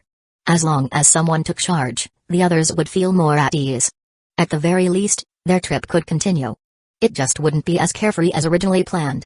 Alright, it's getting late. We have a lot of ground to cover tomorrow, so we should get some rest. Now that they knew the evil spirits wouldn't be a danger, and they didn't have to worry about the drug dealers, there was no reason to stay up worrying. Instead, they should focus on enjoying themselves as much as possible. Yeah, let's get some sleep. Fujiwara, having lost her earlier excitement, didn't object. Now that she had relaxed, the post-bath drowsiness was creeping in. Kaguya, Hayasaka, let's sleep together tonight. Saying this, Fujiwara pulled Kaguya and Hayasaka along with her to their room. Seeing this, the others exchanged glances before also standing up. Izumi, Maria, let's go too. Yes. Maria gave a small bow to Ren before leading Nagi and Izumi to their room. Amamiya, Ran and I are heading back too. Alright, have a good night. Got it. Ran and I will definitely sleep well. With that, Sanoko pulled Ren along toward their room. Soon, Ren was the only one left in the hotel lounge.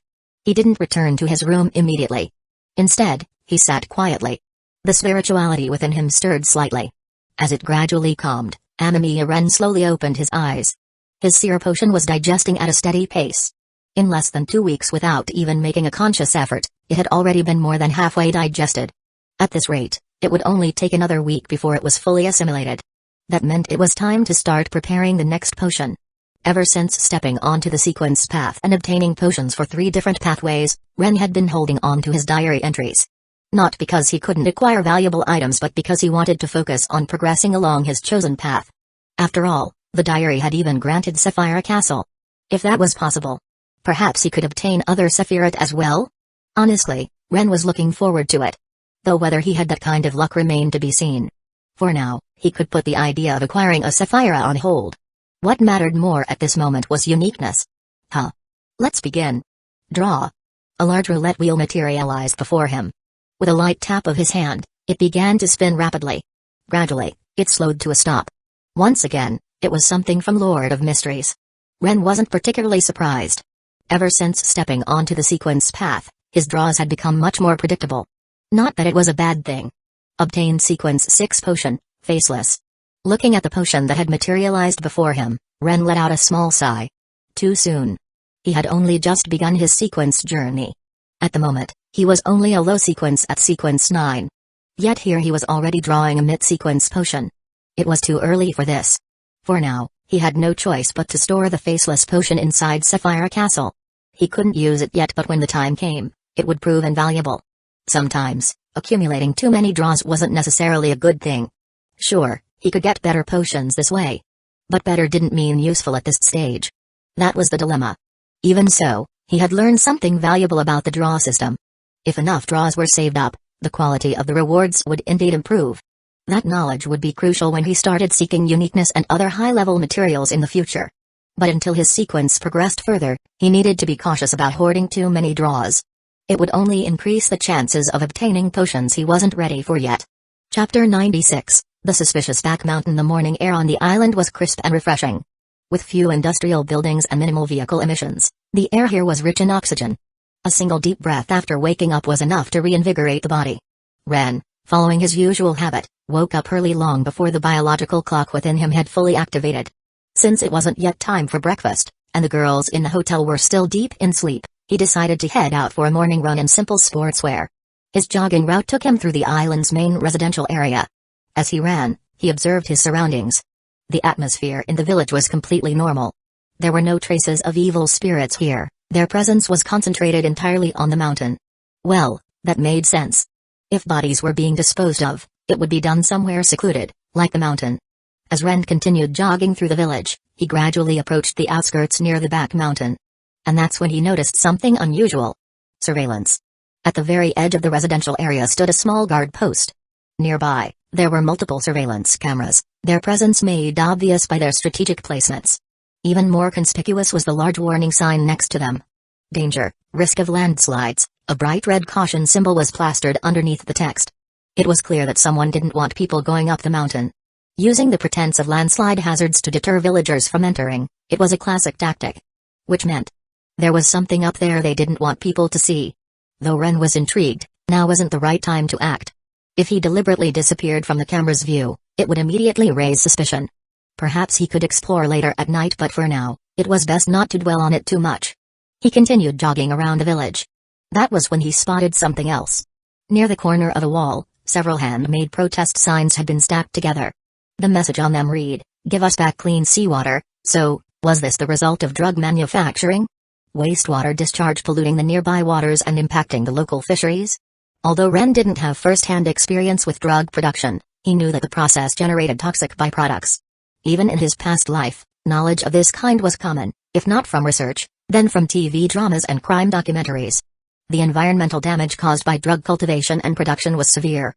If something like this wasn't done in a remote location, it wouldn't take long before people started noticing. After all, when the environment changes drastically, even the least observant person would realize something was wrong. And typically, people would report their concerns to the authorities. So, was the restricted back mountain being used for drug cultivation? Or was it a full-blown manufacturing site? Had the villagers discovered the pollution without realizing its true source? If they knew this was drug production, they likely wouldn't have had the courage to protest with signs. Because if they truly understood what they were up against, they'd also understand that drug traffickers wouldn't hesitate to use lethal force. The fact that they were protesting at all suggested ignorance, not bravery. That meant the drug operation on this island hadn't yet reached the point where the traffickers had absolute control over the local population. Of course, if the island's criminal activities were that advanced, They wouldn't be welcoming outside visitors so freely. After finishing his morning run, Ren returned to the hot spring hotel. A quick glance at his watch told him it was 7:34 a.m. Not bad. He had run for about an hour and a half. Even though it was just a light jog, he had worked up a sweat. Feeling sticky and uncomfortable, he decided to take a shower and change his clothes. The men's and women's hot springs were in separate locations designed that way to prevent any unnecessary incidents. So when Ren exited the bath, there was no cliché accidental encounter like one might see in manga or anime. Instead, what he saw was a group of half-asleep girls slumped in the hotel lounge. It seemed they had stayed up too late. The combination of evil spirits and drug traffickers had certainly made for an eventful day. For girls unaccustomed to such things, it was understandable that their minds had been too restless to settle down easily. "Good morning." Fujiwara was the first to greet him, energetic as ever. Compared to some of the others, her resilience to stress was truly remarkable. Seeing the contrast, Ren could appreciate just how mentally tough this girl actually was. "Good morning.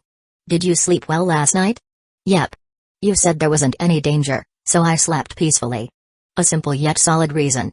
Fujiwara was not only incredibly kind, but also someone who trusted others easily. Ren glanced past her, shifting his gaze to Kaguya and Hayasaka. Kaguya's condition didn't look great. Dark circles under her eyes, a slightly sluggish demeanor, clear signs of poor sleep. On the other hand, Hayasaka looked completely fine, unaffected by whatever had troubled Kaguya. Shinomiya didn't sleep well? Fujiwara tilted her head, looking equally puzzled. "Not sure. I fell asleep while hugging Kaguya last night, so I don't remember much after that." Seeing Fujiwara's clueless expression, Ren immediately understood. He could already picture the scene. Fujiwara clinging to Kaguya while sleeping. Yeah. That would explain why Kaguya didn't sleep well. The person doing the hugging never realizes how uncomfortable it is for the one being hugged. If he imagined himself in Kaguya's position. If a boy his age had hugged him to sleep. Yeah, he wouldn't have slept either.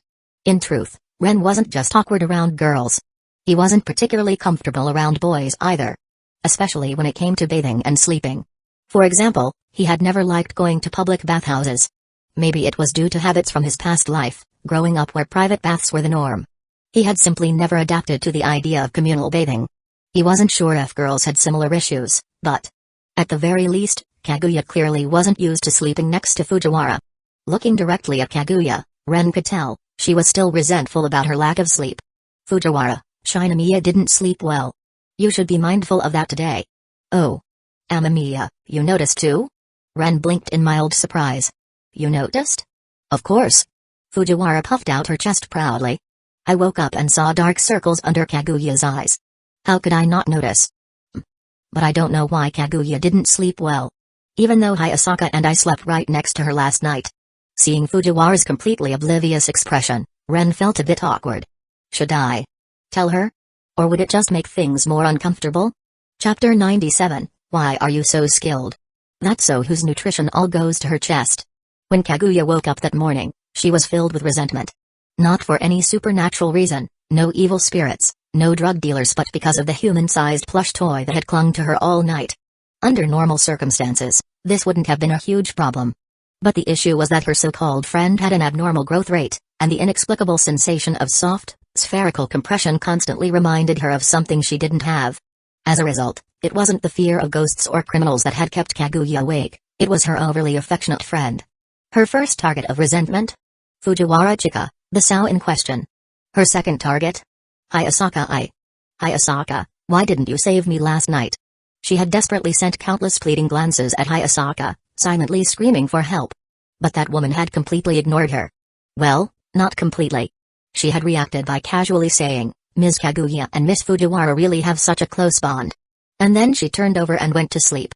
Even now, just thinking about it made Kaguya's fingers twitch with frustration. Of course, Hayasaka wasn't even slightly concerned about Kaguya's complaints.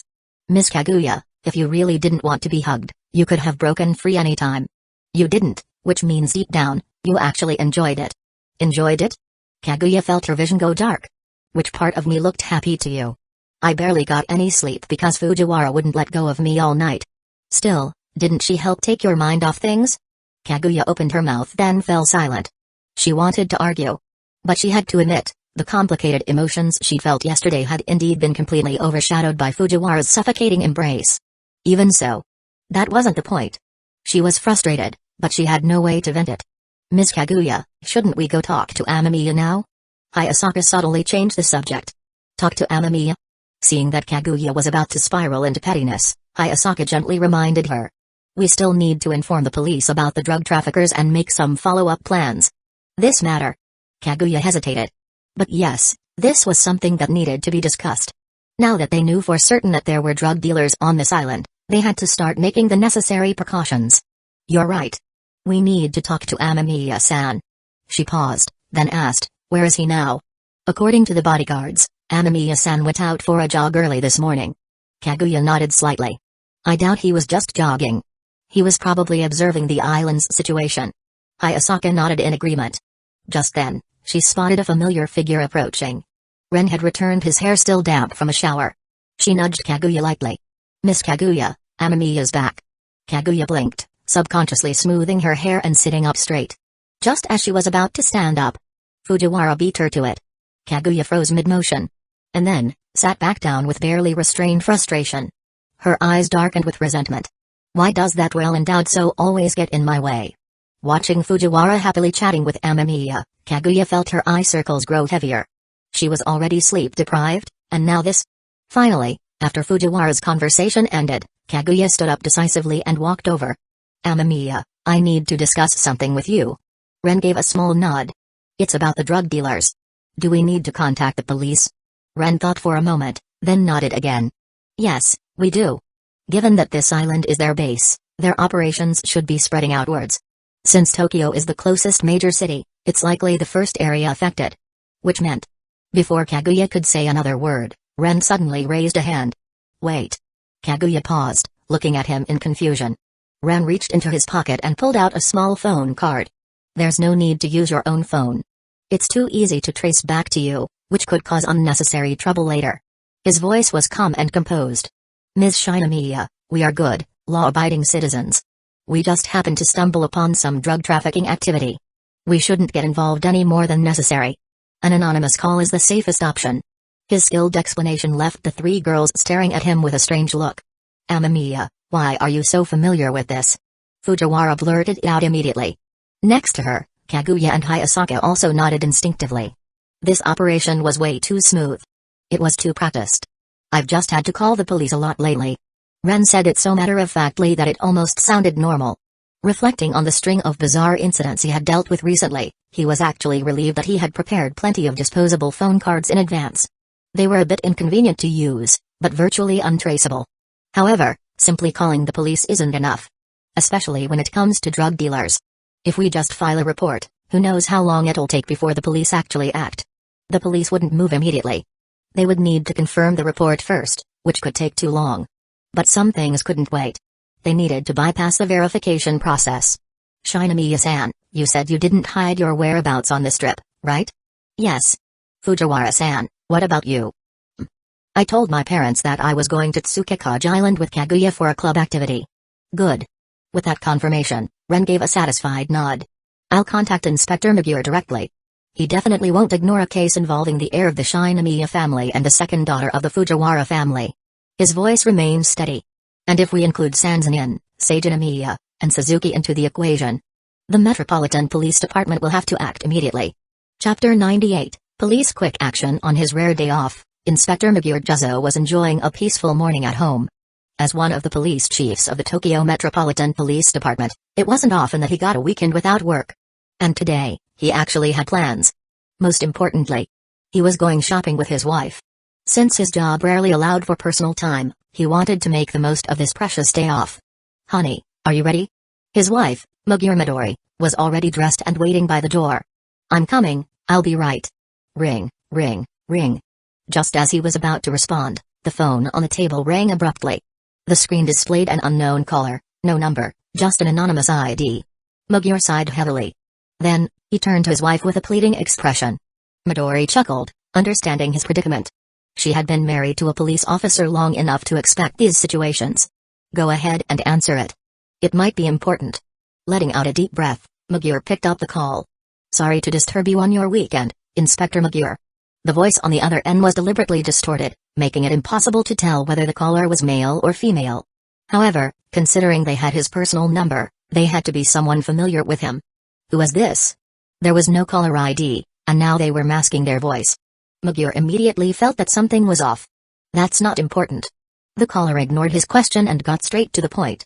Inspector Magyar, I'd like to ask, has there been any recent activity from a drug trafficking organization in Tokyo? Drug traffickers? Magyar's expression darkened. This was not a minor issue. Recently, the Metropolitan Police Department had been paying close attention to the rising number of drug-related crimes. After all, Tokyo was a highly sensitive area. They couldn't allow organized crime to spread unchecked. Who are you, and why do you know about this? The caller chuckled. So it's true, then. Inspector Magyar, here's some special information for you. The drug dealer's base isn't in Tokyo, it's on Tsukekage Island. Tsukekage Island? Magyar's brows furrowed. Tsukekage Island, a small archipelago just off the coast. The information sounded legitimate. And since the caller had directly used the term drug traffickers, it was clear they had access to classified details. Additionally, I have something even more important to tell you. I encountered Kaguya Shinomiya, Nagi Sanzanin, Izumi Seijinomiya, Sanoko Suzuki, and the second granddaughter of the former Prime Minister Chika Fujiwara on Tsukekage Island. If they end up in the crosshairs of the drug cartel, things will get very messy. Magyar jumped to his feet in shock. He knew all those names. These young ladies were well known within the Metropolitan Police Department. The Shinomiya Zaibatsu, the Suzuki Zaibatsu, the Sanzanin family, a high-ranking political lineage, a former prime minister's direct descendant. If anything happened to them, it wouldn't just be a police matter, it would turn into a national crisis. The police department, the government, and possibly international forces would get involved. The phone call ended abruptly. But Magyar's heart was pounding. This is serious. He immediately dialed his superior officer. Inspector Matsumoto, I need you to check Kaguya Shinomiya's current location, immediately. What's going on? I just received an anonymous call. They reported that Shinomiya Kaguya, along with the former Prime Minister's granddaughter, Chika Fujiwara, are currently on Tsukekage Island. And that Tsukekage Island might be the source of the drugs appearing in Tokyo? Matsumoto Kiyonaga, the police superintendent, immediately understood the gravity of the situation. This was no joke. If the heir to the Shinomiya Zaibatsu and the granddaughter of a former prime minister were caught in a criminal operation, it would trigger massive political fallout. Magyar, get back to headquarters immediately. You'll lead the response team to Tsukekage Island. We can't afford to alert the criminals, but we also can't let those girls fall into danger. I'll have the Coast Guard mobilized for backup. Hanging up, Matsumoto Kiyonaga immediately began making high-priority calls. Magyar's intel was too critical to delay. As soon as they confirmed the locations of the young ladies, the entire Metropolitan Police Department sprang into action. Meanwhile, back on Tsukekage Island, Ren hung up his phone. With the heirs of powerful conglomerates, high-ranking officials' children, and a shrine maiden in the mix, there was no way the Metropolitan Police Department wouldn't act quickly. However, since they knew the enemy was a drug cartel, they wouldn't recklessly alert them. Cornered criminals tended to act unpredictably. Suddenly, Ren paused. Ah. Right. Except for one specific location, Japan didn't have capital punishment for drug dealers. What a pity. The thought lingered for a moment, but he didn't dwell on it. It was best not to interfere too much with police affairs. In any case, this was a perfect opportunity to investigate the back mountain while the police handled the drug cartel. But if the back mountain really was the source of a large number of evil spirits, then there was a high chance it was also a drug production site. Which meant Sanoko and Ran couldn't go. If the worst-case scenario happened, and there were drug cartel members stationed up there, it would be far too dangerous. Not to mention, drug traffickers were inhuman. The things they did. Sanoko and Ran weren't ready to witness something like that. For now, it was better to let them practice with weaker evil spirits while he scouted ahead. By the time he returned to the hot spring hotel, 3 girls were already waiting outside. All set? Yeah. Ran nodded slightly. I used your names. The police should move quickly. Fujiwara sighed deeply. I feel like, after my grandpa hears about this, he's going to keep a much stricter eye on me. That was almost a certainty. Ren shrugged. No one could have predicted that a simple club trip would turn into a run-in with drug traffickers. He paused, then added wryly, outdoor activities and direct encounters with criminals don't exactly go well together. Chapter 99, Let's go see the evil spirit first. After finishing breakfast, the 3 of them stepped out of the hot spring hotel together. Amamiya, how do you think this will end? As they walked outside, Sanoko couldn't help but ask curiously. Drug manufacturing and trafficking are serious crimes. And there were murders involved in the process. This isn't a minor case at all. If it was an organized crime syndicate, the charges would be even more severe. Ren thought about it carefully. No matter how things played out, the main perpetrators in this case were looking at life imprisonment at the very least. And if nothing unexpected happens, the police's arrival will definitely stir up a commotion on this island. So, once they get here, I'll send you two back to the Hot Spring Hotel. The moment law enforcement arrived, their first priority would be securing the Hot Spring Hotel. Which meant that staying there would be the safest option. As long as they remained inside, there wouldn't be any danger. Sanoko and Ran both nodded instinctively. But after a moment, they realized something. What about you? I'm going to check out the back mountain. Isn't that place really dangerous? Sanoko immediately became anxious. That's right. Ran frowned, clearly displeased. You said it yourself, that's where the drug operations are happening. Why would you go there voluntarily? Hearing this, she suddenly recalled a certain someone who had a habit of running headfirst into danger. Her frustration grew. Ren gave them a strange look. Maybe I didn't explain myself clearly. I never said I was going alone into a dangerous area. I'm planning to go after the police secure the place. I'm not walking into a death trap, you know. Huh? Both Ran and Sanoko froze in confusion. Wait. So you mean? Did you two seriously think I was planning to sneak in before the police? Seeing their increasingly confused expressions, Ren sighed inwardly. Did they really think he had a death wish? I'm just going to follow the police once they've cleared the way. I'm not running in there ahead of them. Now it was Sanoko and Ran's turn to look dumbfounded. They had completely misunderstood. They had actually thought Amamiya was about to go exploring before law enforcement even arrived. Why would you even assume that I'd rush in blindly? That was a fair question. Why did they think that? Sanoko and Ran fell into deep thought. Then, it hit them. Because of one person. Kudo Shinichi. They were simply too used to Shinichi's behavior, the way he always threw himself into danger whenever he encountered a case. Because Shinichi had this habit, they had subconsciously assumed Amamiya Ren would do the same. Realizing this, Sanoko's face darkened. Damn it, this is all Kudo's fault.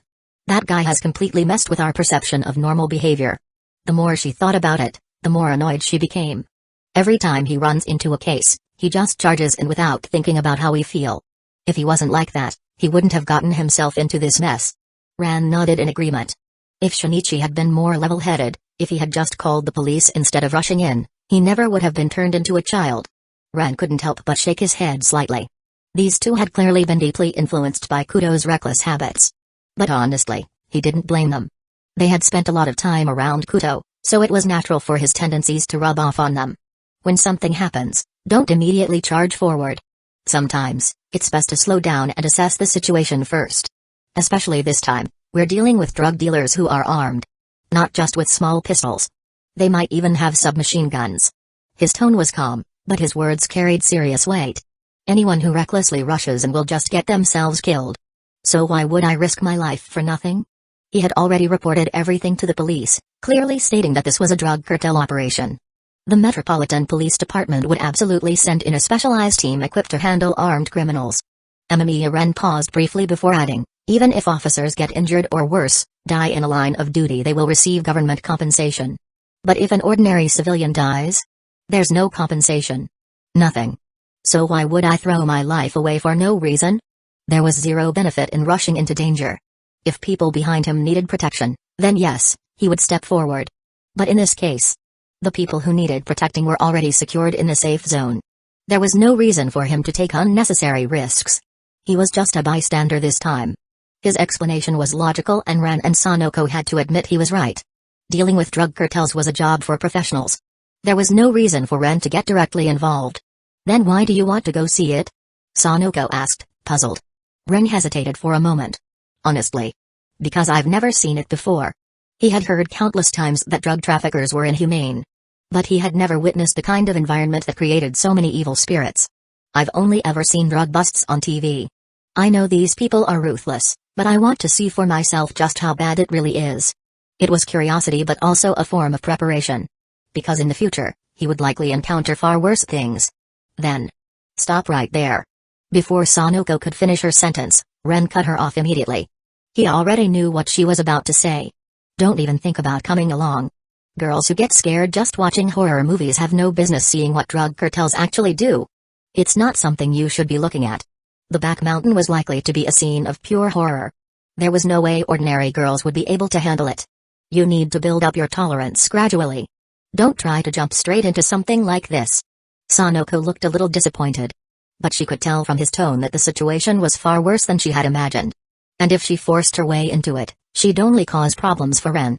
So, she reluctantly backed down. Then, Amamiya, let's go see an evil spirit first. Let's raise our threshold a little bit before anything else. Chapter 100, Encounter. It was necessary to help Ran and Sanoko build some resistance to fear. Among the girls, most of them had slightly stronger mental endurance. Ran was the most reluctant when it came to supernatural matters.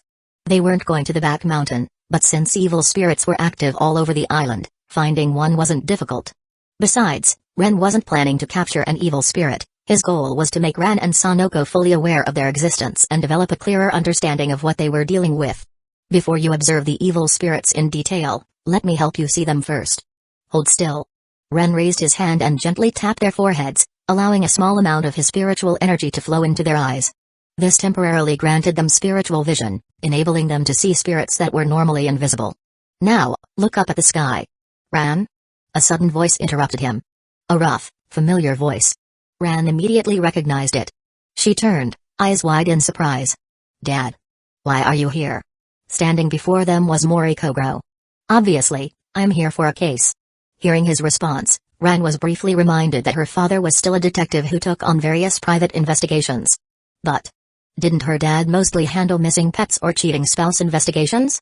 What kind of case had brought him all the way to Tsukekage Island? Wait. Dad, are you investigating an affair on Tsukekage Island? What kind of question is that? Do you think all I do is investigate affairs? Yes. Without hesitation, Ran nodded firmly. Kogoro felt an immediate sting in his chest. Why did his own daughter have such a low opinion of him? Ever since she moved out to live with Iri, it felt like his reputation had taken a massive hit.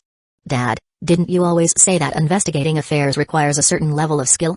You also said that only former police officers have the necessary expertise to uncover evidence of infidelity. I was just bragging. Kogoro felt a sharp pain in his pride. He really shouldn't have said those things in front of Ran. He was only trying to show off, but she had actually taken him seriously. As a former police academy graduate, investigating and analyzing clues was a basic skill set. But it wasn't some specialized ability, just standard detective work. The fact that Ran believed it so deeply was a little painful. At Kogoro's feet, Edogawa Conan silently shook his head. Uncle. Next time, don't say unnecessary things in front of Ran. She tends to take everything literally. But Conan's attention was quickly drawn elsewhere.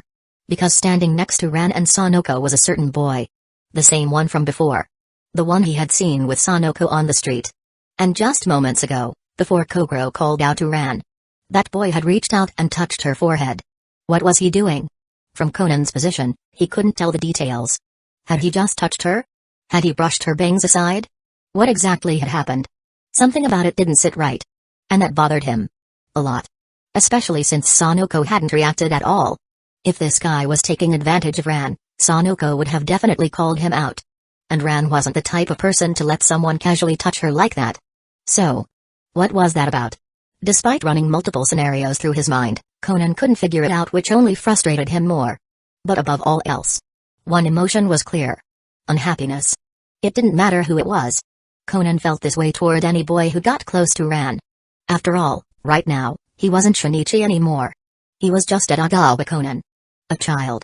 As long as he remained in this form, he had no chance to move forward with Ran.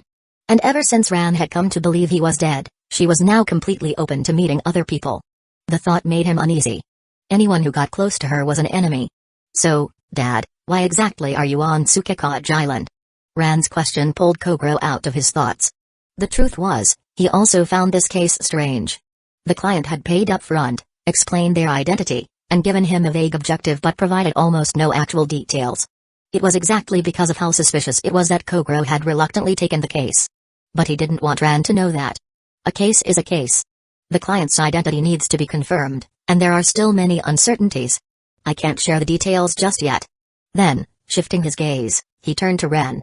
Are there only 3 of you? Not at all. Ran shook her head. It's a club activity. A club? Kogoro frowned. Ran, aren't you part of the karate club? Ran nodded. So why are you in another club? Ran had anticipated this question. I joined as a hidden member. Kogoro stared at her. Does your karate club president know about this? Of course. Ran hesitated for a second. Then, remembering the president's unwilling yet powerless expression, she felt a little guilty. She wasn't happy about it, but she accepted it. This shocked Kogro. His daughter was the karate club's ace. Would any club president willingly let their star athlete join another club? PFFT. Uncle, don't overthink it. Sanoko was thoroughly entertained by his reaction. That senior sister didn't want to accept it at first. But if she refused, the club's funding would have been revoked. So, even if she didn't like it, she had no choice but to accept. Besides, Ran isn't quitting, she's just a hidden member. Kogro gave Sanoko a skeptical look. This girl usually hated using privileges. Why was she involved in something like this? Oh, it wasn't me. It was the Ice Queen. The moment she saw Kogro's suspicion, Sanoko immediately shifted the blame. I won't say who, but let's just say she's from a family as powerful as mine. Huh? Kogro froze. Another elite family? In Titan High School? He hadn't heard anything about that. And just like that, the detective was left more confused than before. Chapter 101, Face to Face, a young lady who could rival the Suzuki family? Conan was just as surprised. There weren't many wealthy heiresses in Japan who could stand on equal footing with the Suzuki family. And yet, such a person had enrolled at Titan High School. Conan couldn't shake the feeling that there was a deeper reason behind this. But there were too few clues to make any conclusions for now. Kogro's attention shifted to the boy standing near Ran and Sanoko. You two? Ren shook his head slightly. Just an ordinary club member. I joined because I was interested in the club's purpose. I don't come from a family like the Suzukis. I'm just a regular high school student. Kogro nodded slightly. He wasn't too concerned about family background after all, he came from an ordinary household himself. What kind of club is it? A research club focused on occult studies. Occult studies? Kogro understood the meaning of the term, but he couldn't figure out why Ran would be interested in such things. Was she into the supernatural now? No matter how he thought about it, he couldn't connect Ran's usual interests with anything occult-related. Conan also found it odd. Ran liked the occult. Didn't she hate anything scary and supernatural? Ran could already tell what her father was thinking. She placed her hands on her hips and glared at him. What, is it so unbelievable that I like the occult? Dad, do you really think I'm just some muscle-brained girl? And no, that's not it.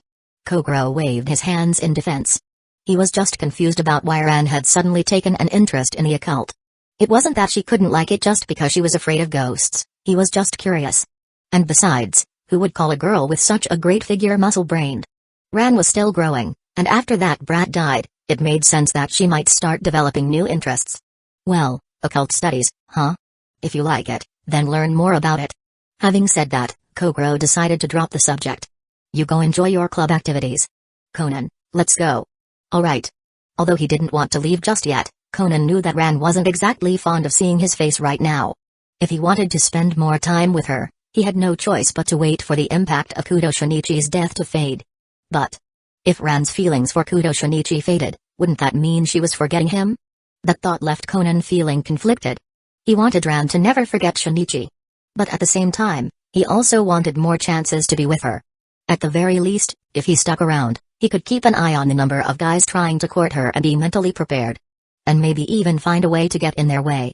Unfortunately, some things were beyond his control. Especially the fact that Ran still couldn't accept Kudo Shinichi's death. If Conan turned around at that moment, he would have seen it.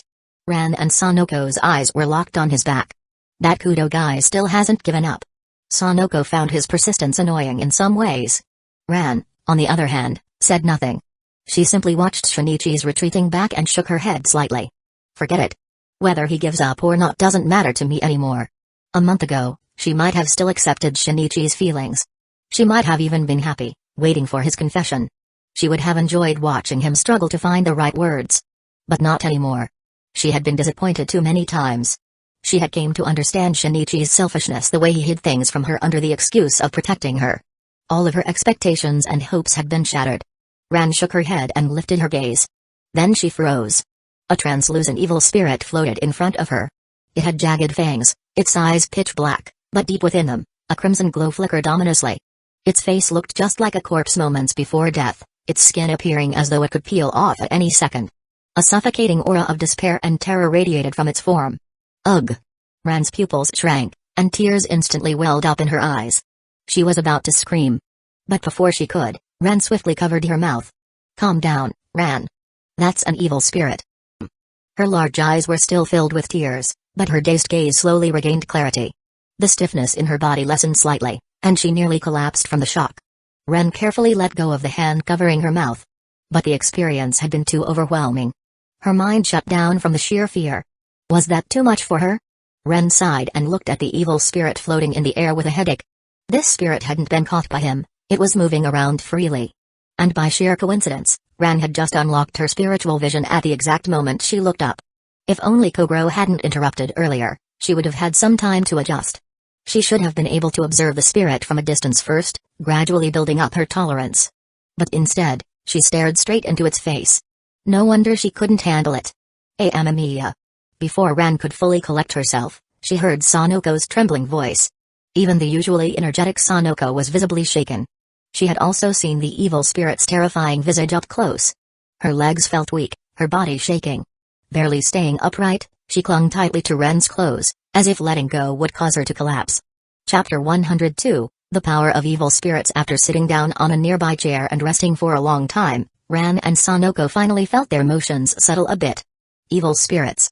They're far beyond what I imagined. Sanoko now truly understood that the real supernatural world wasn't just fascinating, it was terrifying. Though each evil spirit had a different appearance, they all shared similar traits. Their jagged teeth seemed designed for tearing flesh apart.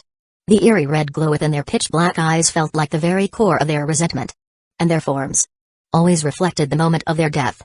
The instant you laid eyes on them, you could feel the sheer horror of human malice. You could immediately understand why they had become evil spirits. Evil spirits are born from human malice. That's why they symbolize despair and cruelty. Ren returned from a nearby convenience store with 2 bottles of Coke and handed them to the 2 girls. Without thinking too much, Sanoko took a bottle, twisted off the cap, and took a few steady gulps. The fizzy carbonation made her throat itch, but it also helped suppress her lingering discomfort.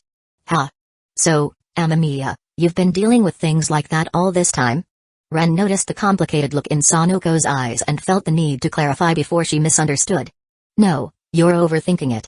I've seen evil spirits before, but only 3, and all of them were in the house I rented.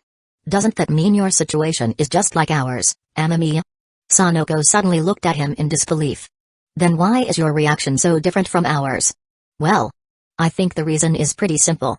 Ren casually raised his hand and caught an evil spirit floating above them. A thick mist instantly stretched out like tendrils, wrapping around the spirit and pulling it toward him. Then, he squeezed. Bang! Like a silent explosion in a muted video, the evil spirit burst apart just like a watermelon being crushed. Seeing the spirit shatter in an instant, both Ren and Sanoko fell into stunned silence. Now they understood why Amamiya wasn't afraid of evil spirits. To him, they were no more threatening than balloons easily popped with a squeeze. How could he possibly fear something like that? Wasn't that just a joke? So, this is your trump card? Yeah. That's terrifying. Even though she had no idea what kind of trump card Amamiya was hiding, Sanoko now fully understood why he needed to keep it a secret. Because this level of power was simply too overwhelming. Power doesn't come for free. Most of my abilities require a price. It's just that I've been lucky enough not to pay an unbearable one. Equivalent exchange. Sanoko had heard Amamiya mention that concept before. A trump card like this was something that had to be kept hidden. Sanoko sighed. If it's such a dangerous secret, why did you show it to us? I trust that you and Ren will keep it for me. His confident tone made the 2 girls glance at each other before smiling. Alright. Sanoko quickly suppressed her grin and grew serious again. Ren and I will keep your secret. But you should also be careful, you can't just show your cards every time you give us proof of something. That's right. A trump card is called a trump card because it needs to stay hidden. Ren agreed, following up on Sanoko's words. Even if they promised to keep quiet, there was always a risk that someone else might witness something they weren't supposed to. That was why a trump card had to be kept deeply hidden, only to be revealed when there was no other choice. Seeing the 2 of them slip into lecture mode, their pale complexions finally returning to normal, Ren smiled. Feeling better now? The 2 girls blinked, then realized they actually did feel better. Yeah. That awful feeling is mostly gone now. Sanoko could tell her discomfort had faded significantly. Yeah. Ren, too, no longer felt the overwhelming nausea from earlier. But neither of them knew why. So, in silent agreement, they both turned to Amamiya. Amamiya, what exactly happened to us just now? Your fear of evil spirits was induced. Induced? They understood the word, but they didn't quite grasp how it had happened. Ren explained. Evil spirits are born from obsession. So, when they encounter someone who's afraid of them, they instinctively amplify that fear. The stronger the evil spirit, the easier it is for them to manipulate fear, paralyzing their target. He pointed at the evil spirits still floating above. Their current range of activity is too broad. If they were confined to a smaller area, they could become even more dangerous. If they fully control you and fuel your fear, they can even pull you into a nightmare and torment you to death, bit by bit. And while you're suffering, they continuously absorb the negative energy you generate, growing stronger in the process. That's why most evil spirits are extremely dangerous. Even the weakest evil spirits were beyond what an ordinary human could handle. Their supernatural abilities were more than enough to kill any regular person in an instant. Only someone like Sage Anamiya, a shrine maiden with exorcism abilities, could stand against them. And evil spirits don't just have those abilities, some particularly troublesome ones can unleash a scream that directly affects the mind and soul. If you get hit head-on by that scream, there's almost no chance of survival. If you were lucky, you'd die instantly. If you were unlucky, and the scream didn't kill you outright, then the real horror would begin, the prolonged torment that followed. That was why the threat of evil spirits was so high. Ren wanted to make sure that Ren and Sanoko understood this clearly. Though, to be fair, after what they had experienced, they probably already had a pretty firm grasp of it. Then did you deliberately let us experience it just now? Sanoko narrowed her eyes at him. Ren also turned to look at him. No. Ren shook his head. I originally planned to let you gradually observe the evil spirits, allowing your fear to rise slowly so I could help you regulate your emotions and control it. But, he sighed. Your dad interrupted that process. And considering she had been one of the people affected, Ran suddenly found herself at a loss for words. Chapter 103, From now on one's fear is buried too deeply, overcoming it becomes difficult. That's why the way evil spirits induce fear can actually help people confront their fears head-on. Weaker evil spirits trigger fear more gradually. Ren had planned for a slow build-up. But who would have thought that, because of an unexpected encounter with an acquaintance on Tsukekage Island, the process would be interrupted, forcing a direct confrontation instead. Well, at least the result wasn't bad. Not bad.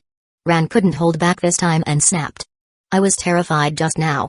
The memory of her breaking down in tears flashed through Ren's mind, and his smile faded slightly. Sorry. This time, I put you through a bad experience. After venting her frustration, Ran calmed down significantly. Fine, I'll accept your apology. Amamiya, if something like this happens again, at least give us a warning first. Getting scared like that out of nowhere is seriously too much. Evil spirits were truly terrifying. Ran had never been good with supernatural things, and seeing one up close had nearly made her pass out. If Ran hadn't covered her mouth in time, her scream would have brought her father running back. I'll be more careful next time. With a hint of guilt, Ren promised not to let it happen so suddenly again. That's better. Ran's anger came and went quickly. Ugh. That evil spirit was really terrifying. Their appearance before death. I can't even imagine what they went through in their final moments. She finally understood why Ren hadn't let her and Sanoko follow him before. If the spirits in the mountains all looked like that, reflecting the state of their deaths, there was no doubt she'd be having nightmares for weeks. Don't feel too sorry for them. Hearing Ran's warning, Ran turned and rolled her eyes. They were drug dealers. Why would I sympathize with a bunch of criminals? Drug dealers didn't deserve even a shred of pity. Ran was kind, but her kindness didn't extend to people like them. Some criminals might have been forced into their actions or acted out of desperation, but not drug dealers. They chose their path. Ran pouted as she looked at Ren. Amamiya, do I seem like the type to blindly sympathize with criminals in some ridiculous story? I guess not. Hearing his answer, Ran sighed. She was starting to realize why she had turned into nothing more than a background character in the later parts of the story. She hated those saint-like characters in stories, the ones who showed excessive sympathy for criminals. Audiences definitely wouldn't like someone like that, either. That was probably why her presence in the story had been reduced. Amamiya, did I become a really annoying character later on? His silence was all the answer she needed. Because of her unpleasant characterization, her role had been diminished. Most likely, her later appearances were only tied to Shinichi. Instead of focusing on her story, the narrative probably shifted to Shinichi's devotion to her. The thought made Ran deeply uncomfortable. She knew how much Shinichi cared about her. It was just like how she had once cared so much about Shinichi. But did their connection really have to be framed like that? Amamiya. She looked at him seriously. Don't associate me with the story's version of me. I am the real, living Ran. I may be kind, and sometimes I might even go too far with my emotions. But I will never sympathize with criminals. Especially drug dealers. This is important. Don't forget it. Her voice was firm. Ren could feel how serious she was. This was the second time she had reminded him. Stories were stories, but reality was something different. The story contained many forced developments. But in reality, those same constraints didn't exist. For example, personality differences. Sanoko, for instance, would likely never experience a cliché damsel in distress situation, because the Suzuki family's bodyguards were far too competent. Or someone like Kaguya. Given her background, she would never choose Shirogane Miyuki, knowing she was bound by her family's responsibilities. And then there was Ran. She wasn't some overly loyal girl who would endlessly wait and give without receiving anything in return. She could also be hurt. She could also feel disappointment. She was just a normal girl. Ren took a deep breath, briefly reflecting on his own thoughts. Then he exhaled, lowered his head slightly in acknowledgement, and raised his hand toward her. Nice to meet you, Mori Ran. Ran looked at his outstretched hand for a moment. Then, with a natural smile, she reached out and shook it. Nice to meet you, Amamiya Ran. Neither of them hesitated. Their hands met, gripped lightly for a moment, and then separated. Oh. Sanoko suddenly leaned in, grinning at Ren teasingly. You didn't react as strongly this time. No signs of blushing. Amamiya sighed. Suzuki, I told you, I'm just not good at dealing with girls who make the first move. I can interact with girls normally. Yes, sometimes being around girls made his heart race. But the truth was, in his past life, he had very little experience interacting with the opposite sex. Sanoko had been the first girl to openly tease him like this. And last night? Please. Anyone would have reacted the way he did after what Fujiwara showed. Just because someone has seen adult content doesn't mean they're some kind of expert. When a situation calls for innocence, you will be innocent. When a situation is awkward, you will be awkward. Hey. Sanoko clasped her hands behind her back and stepped closer to Ren. Since you can interact normally, maybe you should start using more casual names? She turned to Ran. What do you think, Ran? Now that the topic had shifted to her, Ran gave it some serious thought before nodding slightly. Yeah, I think we should be on a first-name basis. We're in the same club, and Amami is already so connected to us. If that's the case, it makes sense to drop the formalities. With Ran's approval, Sanoko's smile grew even brighter. Well, Ran has agreed, so Amamiya, you don't have any objections, right? I don't. Good. Then, from now on, just call me Sanoko. And you can call me Ran. Ran nodded slightly. Chapter 104, The police operation begins. I'll take you back first. The objective of coming out has been achieved, and it looks like the police have arrived. Ren's eyes confirmed several new ships docking at the port. A large number of plainclothes officers were disembarking, among them Inspector Megure Juzo. The police had entered Tsukekage Island, and the operation would begin soon. Realizing this, Ren immediately grabbed the hands of the two girls and quickened his pace. The police will start verifying our location soon. A large number of officers will likely begin sweeping the entire island, with a hot spring hotel as their central base. There's no guarantee that everyone on the island will comply peacefully. We need to return quickly. Understanding the urgency of the situation, both Ran and Sanoko followed his lead and sprinted toward the hotel. Portside, several police boats docked at the port, halting the usual registration process. Police. The staff at the port looked at the intimidating men in front of them. When they flashed their police badges, the workers became visibly unsettled. Silence. All work is to be suspended immediately. All registration staff, gather together. The sudden order sent a wave of unease through the workers. Why? The moment the question left his mouth, two officers placed their hands on their holsters. Don't move. The officers swiftly drew their guns, aiming at the registration staff. Hands up. Or we'll shoot. The worker's face turned pale, and he quickly raised both hands. Oh, officer, I'm not a criminal. Shut up. Stay quiet. The surrounding officers exchanged silent signals, and soon, the entire Metropolitan Police Force sprang into action. Regardless of whether they were key personnel or not, the authorities knew that there had to be drug dealers among those managing the boarding gates. Securing the registration area was the first step. Check the entry logs for Tsukekage Island and verify the arrivals. Once the registration gate was fully secured, Megure Juzo immediately began issuing orders. Make sure no one escapes. Detain all registration staff and confiscate all communication devices. The well-trained officers quickly locked down the area. Every registration worker, regardless of their role, was detained for questioning. The situation with the drug dealers remained uncertain. The Metropolitan Police needed to take control before the criminals had a chance to react. As for the other civilians, a more thorough investigation would come later. Strict control measures were necessary to prevent any desperate moves from the drug dealers. The ordinary residents of Tsukekage Island also needed police protection. However, more importantly, they had to ensure that no drug dealers targeted the influential young ladies who could affect the country's future economy. Inspector Magure, I've found the entry records and confirmed their locations. Sato Mueko approached with a registration book. Inside, it listed the arrivals of Shinomiya Kaguya and the others, along with their purpose of visit and temporary lodging. After confirming the details, Magure let out a relieved sigh. Officer Sato, take a SWAT team to secure them immediately. Move quickly. Understood. SWAT team, follow me. More than a dozen heavily armed officers stepped forward. They were clad in bulletproof vests, carrying riot shields, and had submachine guns slung across their backs. Pistols were holstered at their waists, and even grenades were prepared as a precaution. The SWAT team swiftly organized and followed Sato Mueko toward the Hot Spring Hotel. Meanwhile, Magure pulled out his radio and contacted his superior. Inspector Matsumoto, we have confirmed their locations. The SWAT team has been deployed to secure them. Excellent. Maintain control of Tsukekage Island. The Coast Guard will arrive soon as backup. Ensure civilian safety and prevent the drug dealers from catching wind of our operation. Understood. Chapter 105. The sweep begins. The three of them ran all the way back to the Hot Spring Hotel, finally stopping at the entrance to catch their breath. Since embarking on the sequence path, Ren's stamina had vastly improved compared to before. Ren, who had begun following the path of physical strengthening, was barely affected by short-distance running. Pa. On the other hand, Sanoko, who rarely exercised, was completely out of breath after running nearly a kilometer. Sanoko, you really need to work out. Seeing her friend panting so heavily, Ren couldn't help but comment. Let's talk about it. After we get inside. Sanoko, her face flushed from exertion, could barely get the words out.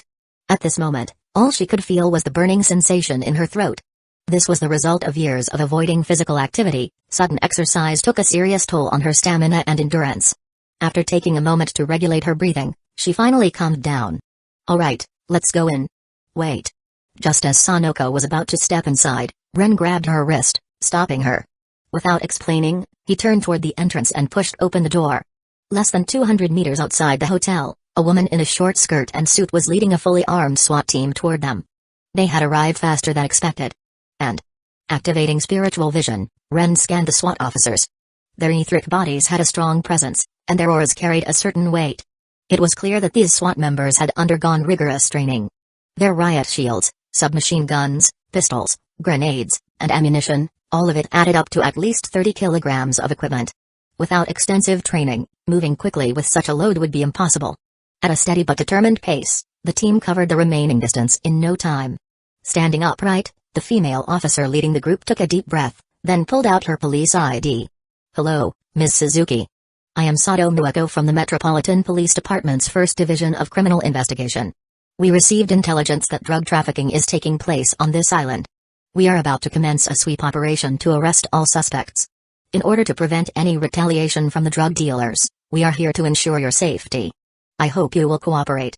After Sato Mueko finished speaking, Sanoko immediately nodded. No problem. But we'd like some details. How did drug dealers end up operating on an island so close to Tokyo? And why is the Metropolitan Police only discovering this now? Her line of questioning was rather direct. It was as if she was pointing at the police and demanding. What exactly have you guys been doing this whole time? How did you not realize drug dealers were operating so close to the capital? Sato Mueko's expression darkened slightly. She wasn't happy about the question, but she couldn't deny that the Metropolitan Police Department had indeed failed in their early investigations. Although they had been tracking the sources of illicit drugs in Tokyo, they had never managed to pinpoint their origin.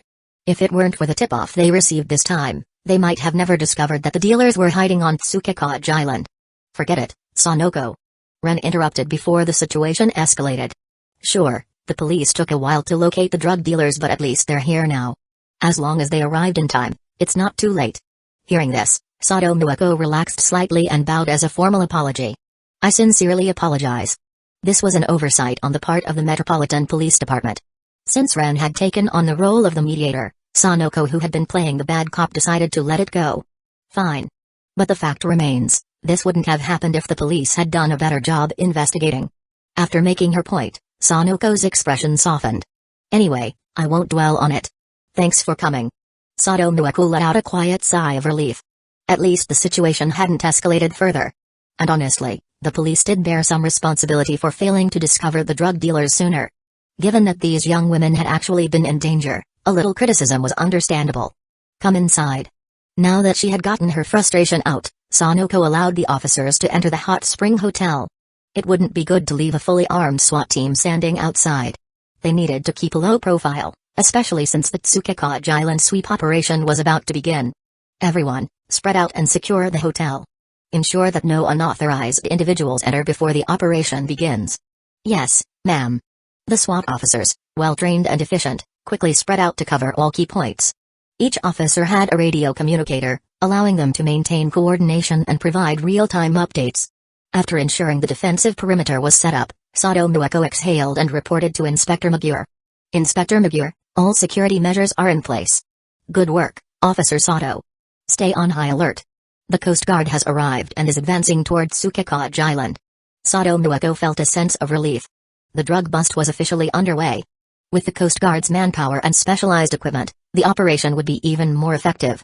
However, there's a high probability that a large number of drug dealers are hiding in the mountainous area behind the village. A sudden voice startled Sato Mueko. Turning around, she saw it was Ren, the same boy who had just calmed down Sanoko earlier.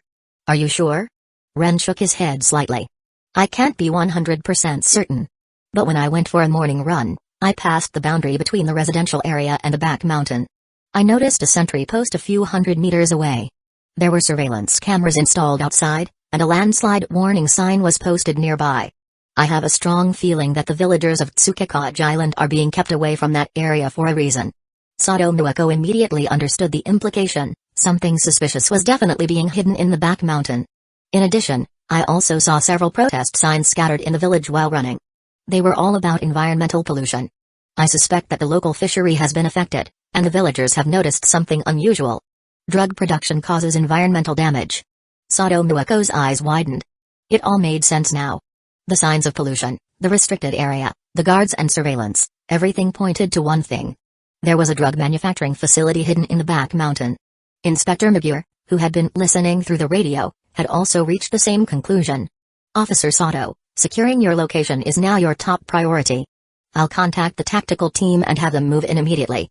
Chapter 106, Teach the drug dealers a lesson. Upon receiving the intel, the tactical team immediately split into two groups. One team advanced toward the center of Tsukekaji Island, while the other headed for the back mountain.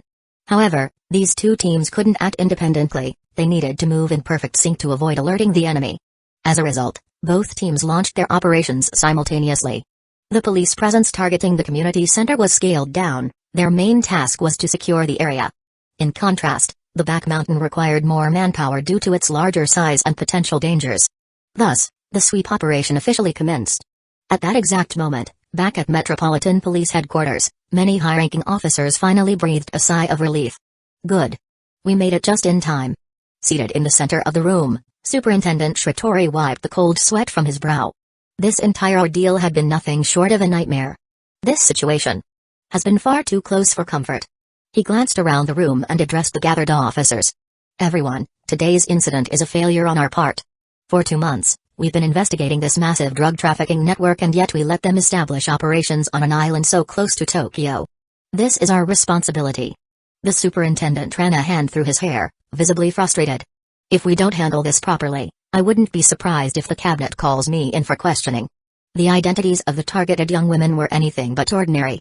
If these girls had been harmed by drug dealers, the entire Metropolitan Police Department would have become the public face of incompetence. Their names would have been etched into history on a plaque of shame. Those young women represent the future of this country's economy. And we must not forget the Sagenamiya Shrine Maiden and a Sanzan-in family's young heir. If anything happens to them, this country will suffer severe consequences. His gaze darkened. Especially the Sanzan-in family.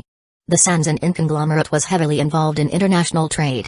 If their operations were disrupted or damaged by this incident, the economic fallout could destabilize not just Tokyo, but the entire nation. And let's not forget the Sagenamiya Shrine Maiden. He shuddered. The Sagenamiya family has been solving supernatural incidents for generations. And their current Shrine Maiden is considered the strongest in history despite her young age. If she ends up as collateral damage. He trailed off, his face growing pale. If that Shrine Maiden died here, the public backlash alone would be enough to sink his career. He might even become the scapegoat, sacrificed to appease the Sage and Emiya family. Just imagining it sent a cold chill down his spine.